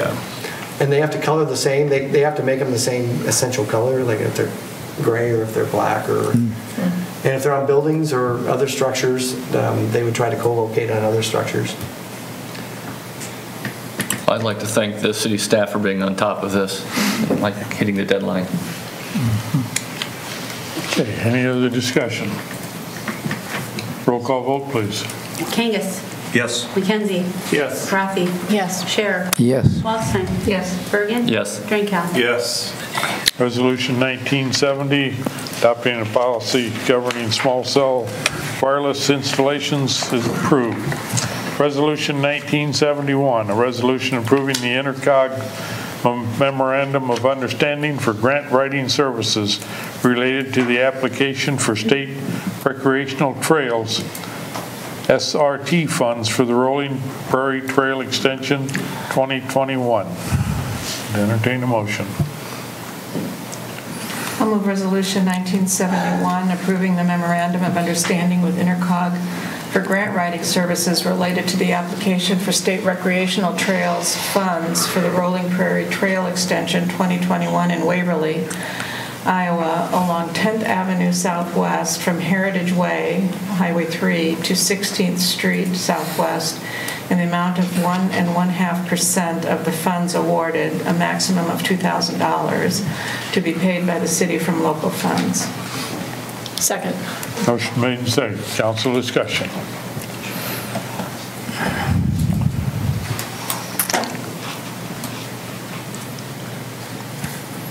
This extension of the trail would eventually tie into Highway 3, which now will lead to Shell Rock and on to Bristol. That's correct, and we previously took action to utilize or request regional transportation funding, and Intercog did program those funds. But this is a trail corridor of statewide significance, so we think it is an excellent candidate to actually receive state recreational trails funding. And that would actually reduce our share by $35,000. So there's no risk to the city here. Intercog only gets paid if the grant is awarded by the state. So we're situated in very good shape. And what they get paid is a maximum of $2,000. Well, correct, only if we are awarded funding. This trail goes on the north side of 10th? That's correct. Where does it, this is not relevant really, but where does it go once it gets onto Highway 3? The DOT this year is resurfacing Highway 3 and adding paved shoulders. They will sign the section between Waverly and Shell Rock for bicycle use. On one side? Both sides. Both sides. So Mike, is there going to be a stoplight at that corner or a crosswalk of some sort? So to get across Highway 3? It was, I want to say, probably more like 9 months ago that we approved or requested traffic safety funding for 4th Street Southwest. There was also a DOT traffic safety application for signalizing the intersection of 10th Avenue and Highway 3. Both projects were awarded funding. Mm-hmm. So when will that happen? Well, the resurfacing and shouldering work is under contract with Matthew Construction. That work will begin this summer. I'm not sure of the schedule or the timeline for installing the traffic signal. I think, according to news article, that construction started this week at the Clarksville intersection. Yes, and it is an all-summer project. It's going to be quite lengthy in duration. Any other council discussion? Roll call vote, please. McKenzie. Yes. Rafi. Yes. Scherer. Yes. Waldstein. Yes. Bergen. Yes. Drinkow. Yes. Kangas. Yes. Resolution 1971, approving an Intercog Memorandum of Understanding for grant writing is approved. Third and final reading of Ordinance 1060, amending the current Waverly TIF Ordinance 1053 in connection with the adoption of Amendment Number 4 to the Waverly Unified Urban Renewal Plan. Entertain a motion. I will move the third and final reading of ordinance 1060 as read by the mayor. Second. Motion made and seconded. Council discussion.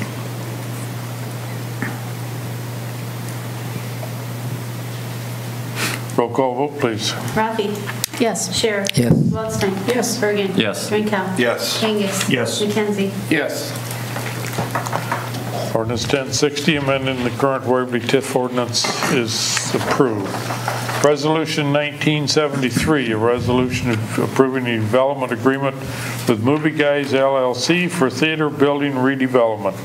Would entertain a motion. I will move approval of Resolution 19-73, approving a development agreement with Movie Guys LLC for TIF tax rebates based upon redevelopment of the property at 88 and 90 East Bremer Avenue with a total property tax rebate of not to exceed $300,000. Second. Motion made and seconded. Council discussion. Well, I would just like to say that I think this project, for me personally, checks all the boxes on my list of what I would like to see in a TIF project. So I fully and heartily support this. Yeah, I appreciate the language that was put in there about keeping the theater open and that it won't start till they're open and the specifics about. And it's not paid unless they operated the entire year. Right, Yeah. right. Any other comments, discussion? Again, I think we're, most of the agreements that we've done along this lines are what I like to see is it's not really giving city funds. It's rebating them earned funds based on what they bring to the community and those type of things. So again, I like the fact that there's very little risk to the city if the developer doesn't come through. We're not obligated to continue payments, those type of things. So.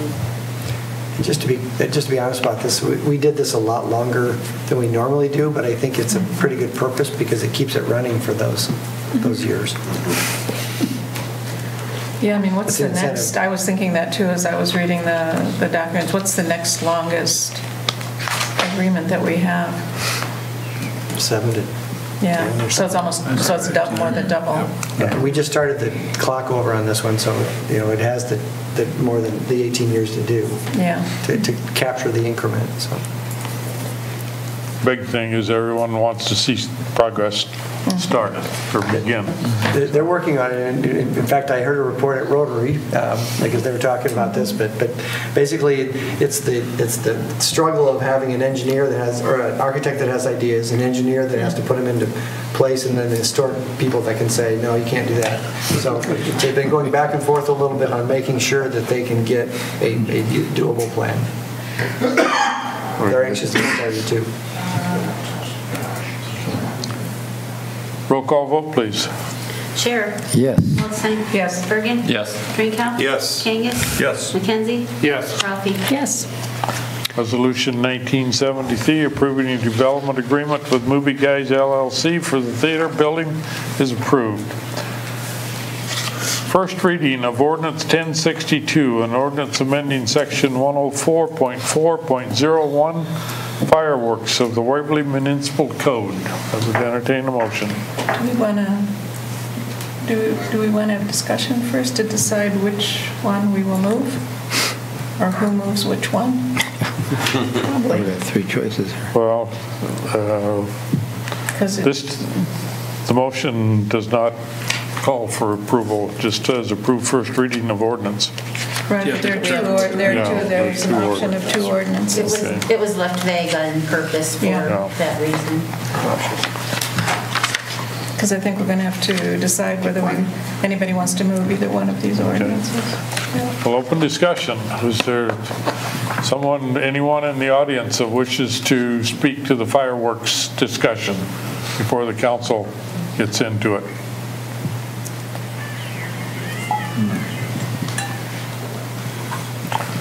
I know that I've gotten an email or 2 from interested parties.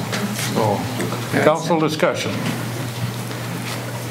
Again, I wasn't here for the discussion the council had, but I have reviewed it. And again, this is one where I struggle with, there's a lot of folks down in Des Moines patting themselves on the back for giving privileges back to people that supposedly were taken away from them.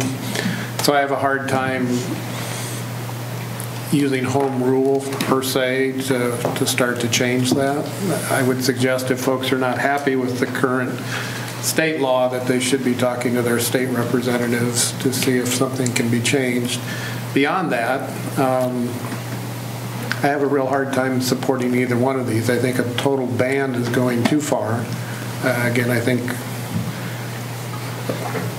if you understand why the legislation was put in place at the state level, there are people that want to be able to do this, and we know people do it even when it was against the law because you heard it, and people made their trip across the Missouri or border and those type of things to bring it back.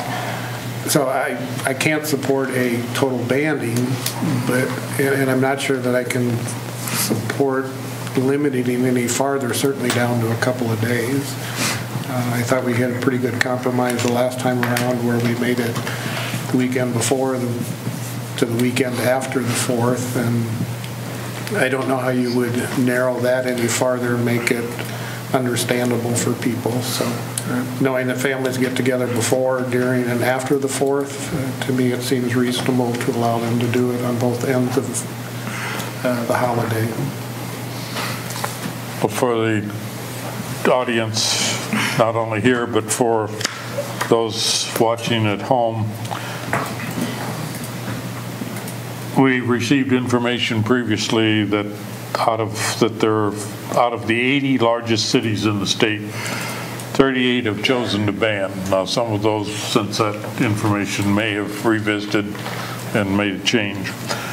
But 38 chose to adopt a more limited ban or limited time than what the state law allowed, which was from June 1st through July 8th to use what they refer to as consumer fireworks. 29 of this 38 allow 5 days or less. Many are 1 or 2 days. And Waverly originally, with our adoption of June 25th through July 8th, around 4th of July, and December 31st to 12:30 a.m. January 1st, Waverly now has the second longest days of usage. So, well, that's of people who regulate. There are a number who just use the state law as their guide. The balance use, the balance uses the state law, which is June 1st to July 8th, and so we're somewhere stuck in the middle. We probably have a longer window than average among those, but we are the second longest, and I don't know who it is that has a longer window than we do. Well, there were cities that had the state law, which is a longer window. Yep. So. Well, my own preference, my personal preference would be a total ban. We've not had fireworks for many, many years, and it's worked out quite well, but I understand the argument that it's traditional to celebrate the birthday of our country, the founding of our country, with fireworks. It's also traditional to, in some cultures at least, to celebrate the new year with fireworks. And I understand how the state legislature, in its wisdom, decided that we should again be able to follow those traditions in the state of Iowa. The problem that I have with that is that celebrating the founding of our country makes some sense perhaps on July 4th, which is the date that our country, this Declaration of Independence was signed. And I remember my history here, I think July 2nd was the date that the declaration, that the resolution was actually passed, that we sever our ties with the mother country of Britain. Beyond that, it seems to me it's just a license to make a whole lot of noise and upset your neighbors. And I don't think that we really need to be able to allow people to do that. Certainly, I can understand the tradition of setting off fireworks on the 4th of July. and maybe a day or two before that, but for a 2-week period. I've really changed my mind on that. Last year I thought that it would really be a good thing to allow people to have celebrations. They had family or whatever, but I think things just got out of hand last year. It ended up being a license to create havoc. I've got tons of emails and phone calls and people stopping me on the street saying, when are you going to change the timing on this? It was grossly misused. I mean, one of these issues we're talking about self-regulation, and fireworks use is probably one of those things that really has to be, to a certain extent, self-regulated, because it's extremely difficult for the police to actually monitor something like that. It has to almost be done neighbor by neighbor, and we're setting off neighbor against neighbor. I put this kind of like the movie, I didn't see it. It didn't look like it was a very good movie to me, but the one where everyone is allowed to commit any crime they want to, purge, yes, for a period of time. It's like anyone is allowed to do whatever they want to, make all the noise they want to for a period of time and not get in any trouble. It just seems to me that for the sanity of the citizens and preserve order and peace in our town, I would really prefer that that we shorten it up and simply allow fireworks on the days when they can be used to celebrate our country and not simply be used to make a lot of noise. So I would support the ordinance limiting to July 3rd and July 4th. So, Rod, when people stopped you on the street, what were they asking for? I mean, what were they really wanting?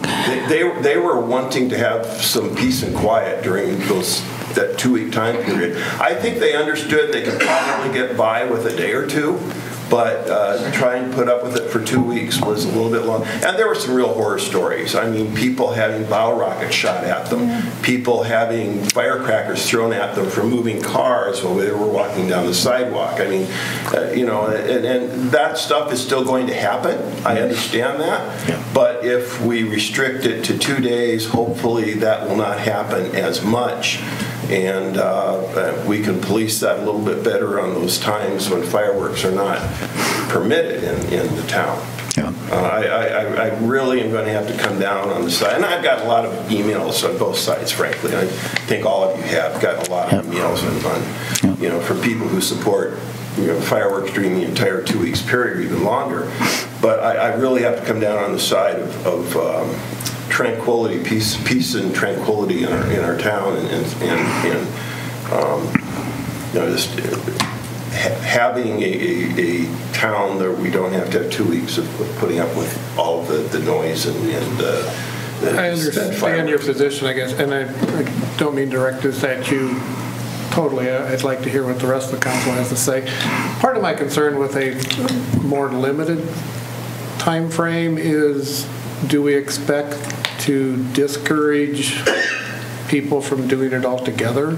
My concern is this last year, fireworks went off about every night, but they were spread out throughout the community. So pick a number, 100 different people set them off.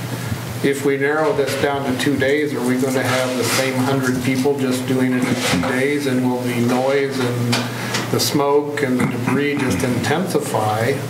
Or do we feel by limiting the number of days, we may only have 50 people do it?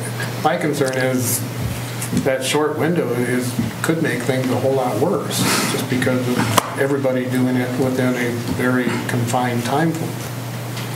Well, I spoke on this last time. I don't really want to rehash everything, but a lot of the behaviors that people are criticizing, throwing firecrackers out of moving vehicles, those are illegal under the current law. I mean, so making them more illegal isn't going to change anything. If you go out to the city limits, these laws don't apply. So the notion of peace and quiet, you can be 5 feet from the city limits and be lighting off the fireworks, assuming that you have permission of the homeowner or the property owner.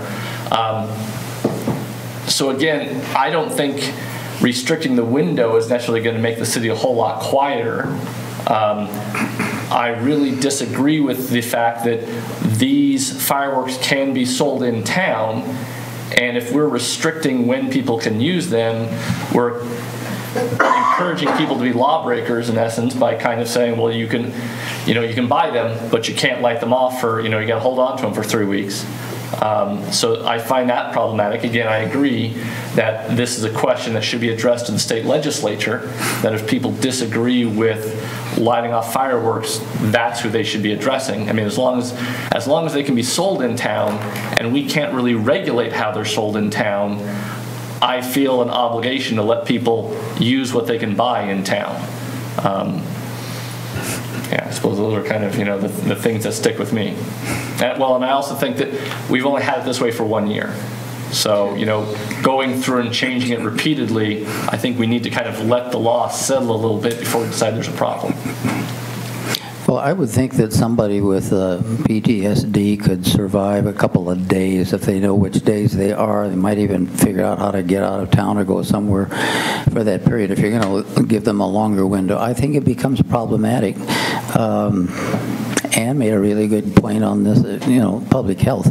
The last time we discussed it, and it's pretty compelling to me that we pay attention that there are other issues people have with other issues that relate to health, frankly. And to me, shorter is better than longer, and the ban for me would be the best, but I don't think we're going to get a ban. But I think shortening it up would make a lot of sense. I think for me, it's about predictability. I think, I actually didn't get as many emails as I thought I would, but I did get several from people who didn't want it changed, who want it to be a couple of weeks in length. Got emails from people who want it banned, people who are in the middle, who think it ought to be shortened. And like Brian said, I don't want to rehash everything that I said last time, but I think when I think about the people who are the most distressed about it, just like Mike said, they can go to the basement, they can leave town, they can take extra medication if they have PTSD for a couple of days, but I don't think that's, I don't know, I think it's unfair or a lot to ask of someone to do that for a couple of weeks, to have unpredictable blasts, and loud noises are not all the same to somebody who's got PTSD.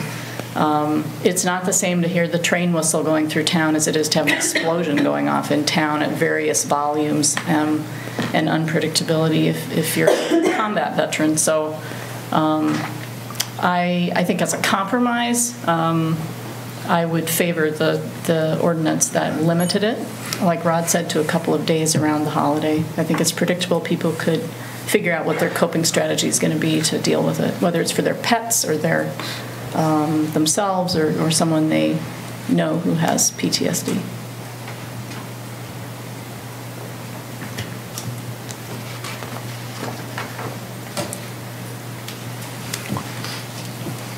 Someone in a position that would like to make a motion on one of the two ordinances that have been prepared. One bans fireworks totally, and the other one gives the window of July 3rd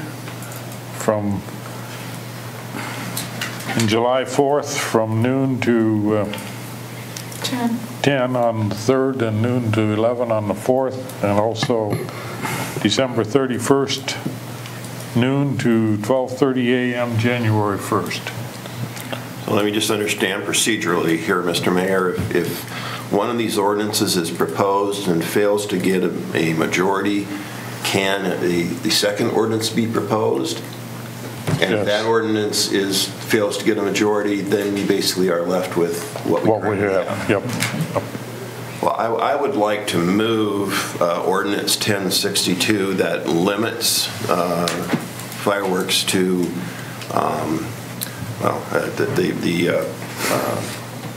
New Year's Day, whatever that day is. I don't think that has been a problem, but around the 4th of July to the July 3rd, July 4th, be the limiting ordinance. Motion to limit. Is there a second? Second. Motion made and seconded. We've had lots of discussion. Is Is there any more? I just feel like I would be repeating what I've said and what everybody else has said, so. Roll call vote? I guess my point is kind of goes back to what I said last year when we moved to limit it last year, that we're limiting it again this year, and my guess is next year we'll be back to banning it. So we're just incrementally, I think we should just be going to straight banning because that's where we're headed. I don't assume that. I think it depends on how people handle it this year. If people are responsible, aren't shooting them at their neighbors' houses, aren't doing it when they're intoxicated, if the police tell us that really people We didn't have the police telling us that there were a problem last year. We didn't. But I Even 2 went to years see ago, the first houses year. where people had holes in the side of their houses from people shooting fireworks at them and debris all over their yard. So I think if people are responsible and try to respect their neighbors, I won't necessarily want to ban it. So I don't assume anything. I think we have the option to vote on this. If you don't want to support it, you don't have to. And the ban was an option now, so I think if the council in general or any of us were really set on that, that would be coming forward as a motion or as a could be voted down. Or this could be voted down and then a ban or whatever. But I didn't hear anybody. I heard personal preferences for ban, but not in terms of an ordinance. Okay, roll call vote, please, on limit to July 3rd and 4th and noon December 31st to 12:30 a.m. January 1st. Waldstein. Yes. Bergen. No. Drinkow. Yes. Kangas. No. McKenzie. No. Rafi. Yes. Scherer. Yes. Ordinance 1062, limiting fireworks to July 3rd and 4th, and the New Year's Eve is approved. First reading. First reading, I'm sorry. First reading is approved 4-3. Which means we move on to the next item, which is mayoral appointments. Pete Lampe reappointed on the Board of Adjustment Commission for a term ending May of 2024. Catherine Payne reappointed to the Planning and Zoning Commission for a term ending May of 2024. Heidi Solheim reappointed on the Planning and Zoning Commission for a term ending May 2024. And Stephanie Garner replacing Adam Hagensick on the Planning and Zoning Commission for a term ending May of 2021. I'd entertain a motion.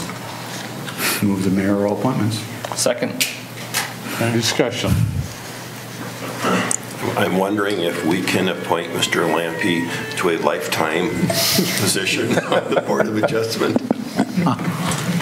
It started when Jerry Gorham got elected to the city council since 98. Well, I tell you, I certainly appreciate the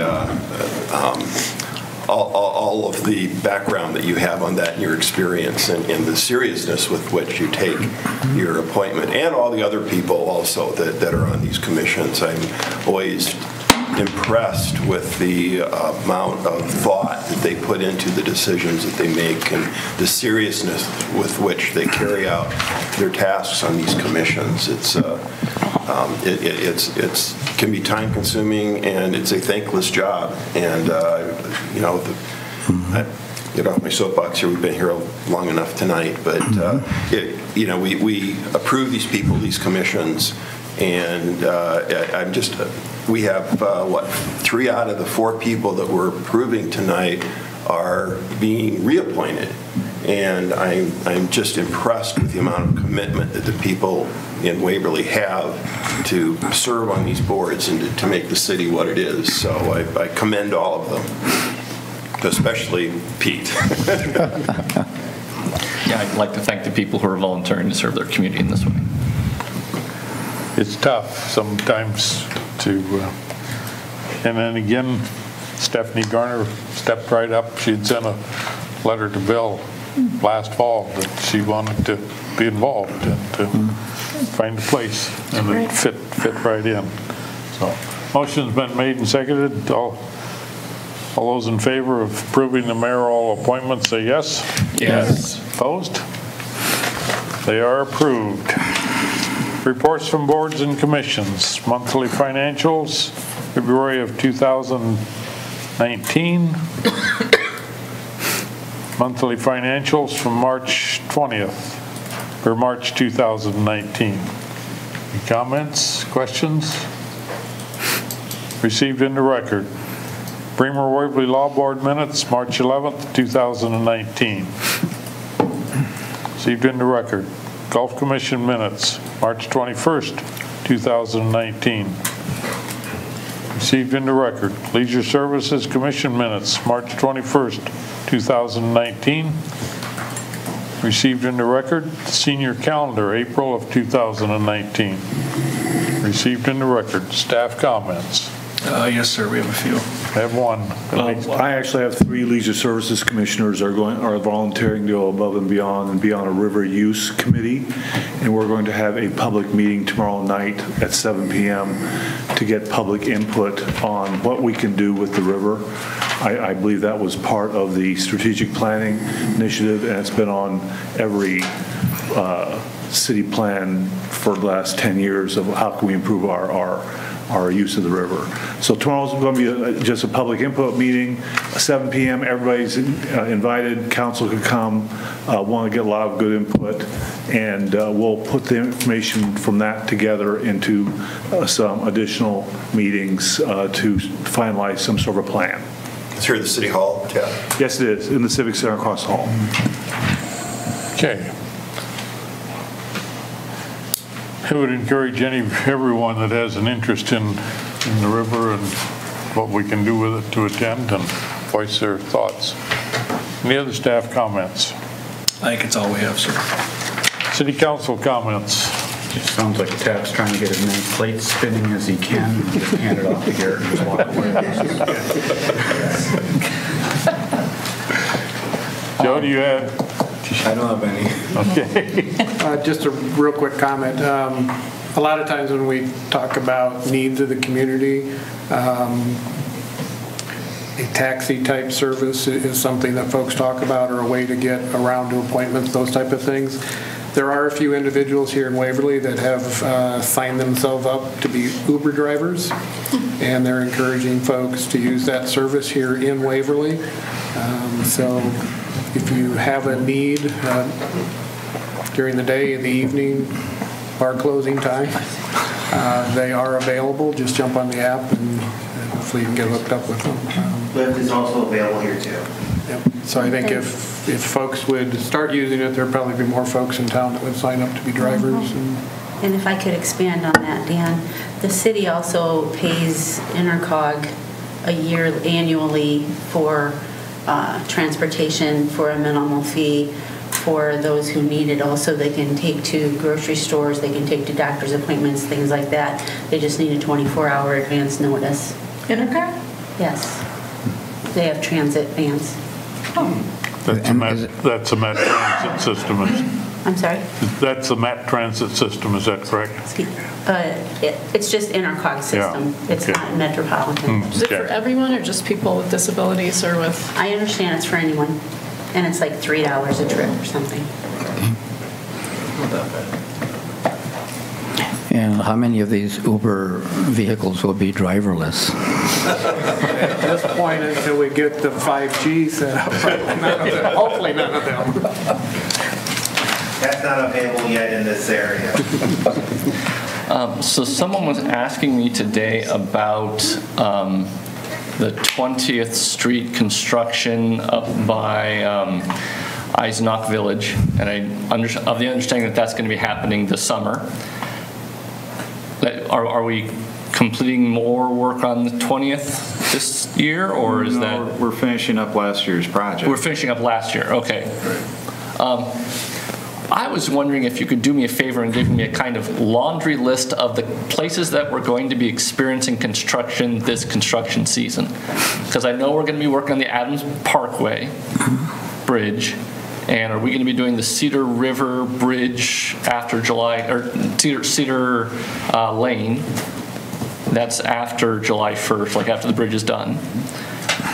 And we got 20th. And we got the Cedar Parkway Bridge still going on. What am I forgetting? Well, Well, we got seal coating. Right, seal coating, slurry, seal, yeah. Crack sealing. Right, that's the regular stuff. Are there any other places that we have construction going on that? Well, the DOT will be working on Highway 3 going west out of Waverly from Redeemer to through Shell Rock over to the Clarksville turnoff. That's a summer-long project. That's the summer, okay. We're doing construction survey work for 4th Street Southwest, which will be next year. The airport, runway extension later in the year. And that'll be affecting the road going past? Is the road going past the airport going to be affected by that construction, or? No. No, but next year we'll be doing our own asphalt resurfacing project on Business 218 North going out past the airport. So we'll have... That'll be next year, next season. Right, but we'll have an engineering agreement coming before council here shortly. BJ Engineering is finishing up the plans for the water main relocation project on the CUNA site. We also have to finish up with some neighborhood informational meetings on the 3rd Avenue Northeast project. We'll see if that develops into a project for 2020. Well, mostly I'm concerned about the roads that are going to be under construction that are going to be affecting travel. So those are the ones that people are most passionate about. There'll be a lot. Well, and I suppose that there's the current construction going on at the Casey's corner as well. So right, a lot of that should be finishing up this week. Hopefully, they were doing a lot of pavement markings. We have some work that carried over on the Highway 3 reconstruction project. They'll be back in doing some finish-up work on that. So I think, I don't know, Bill, is that May, later this month, or is that into May that's going to start?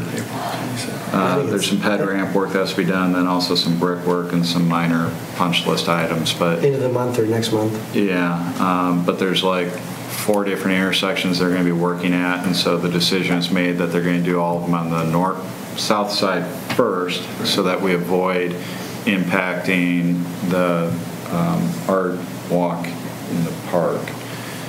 Good. So they'll be doing the south side locations first, and then after that event, they'll switch to the north side. So it will still feel like most of the community is impacted. And anyone wants to join me for a beer at the poorhouse afterwards, you're more than welcome. Not Joe. Why would I anyways? Any other council comments? I have none. I'd entertain a motion for adjournment. So moved. Second. Motion made and seconded. All those in favor of adjournment, say yes. Yes. We're adjourned.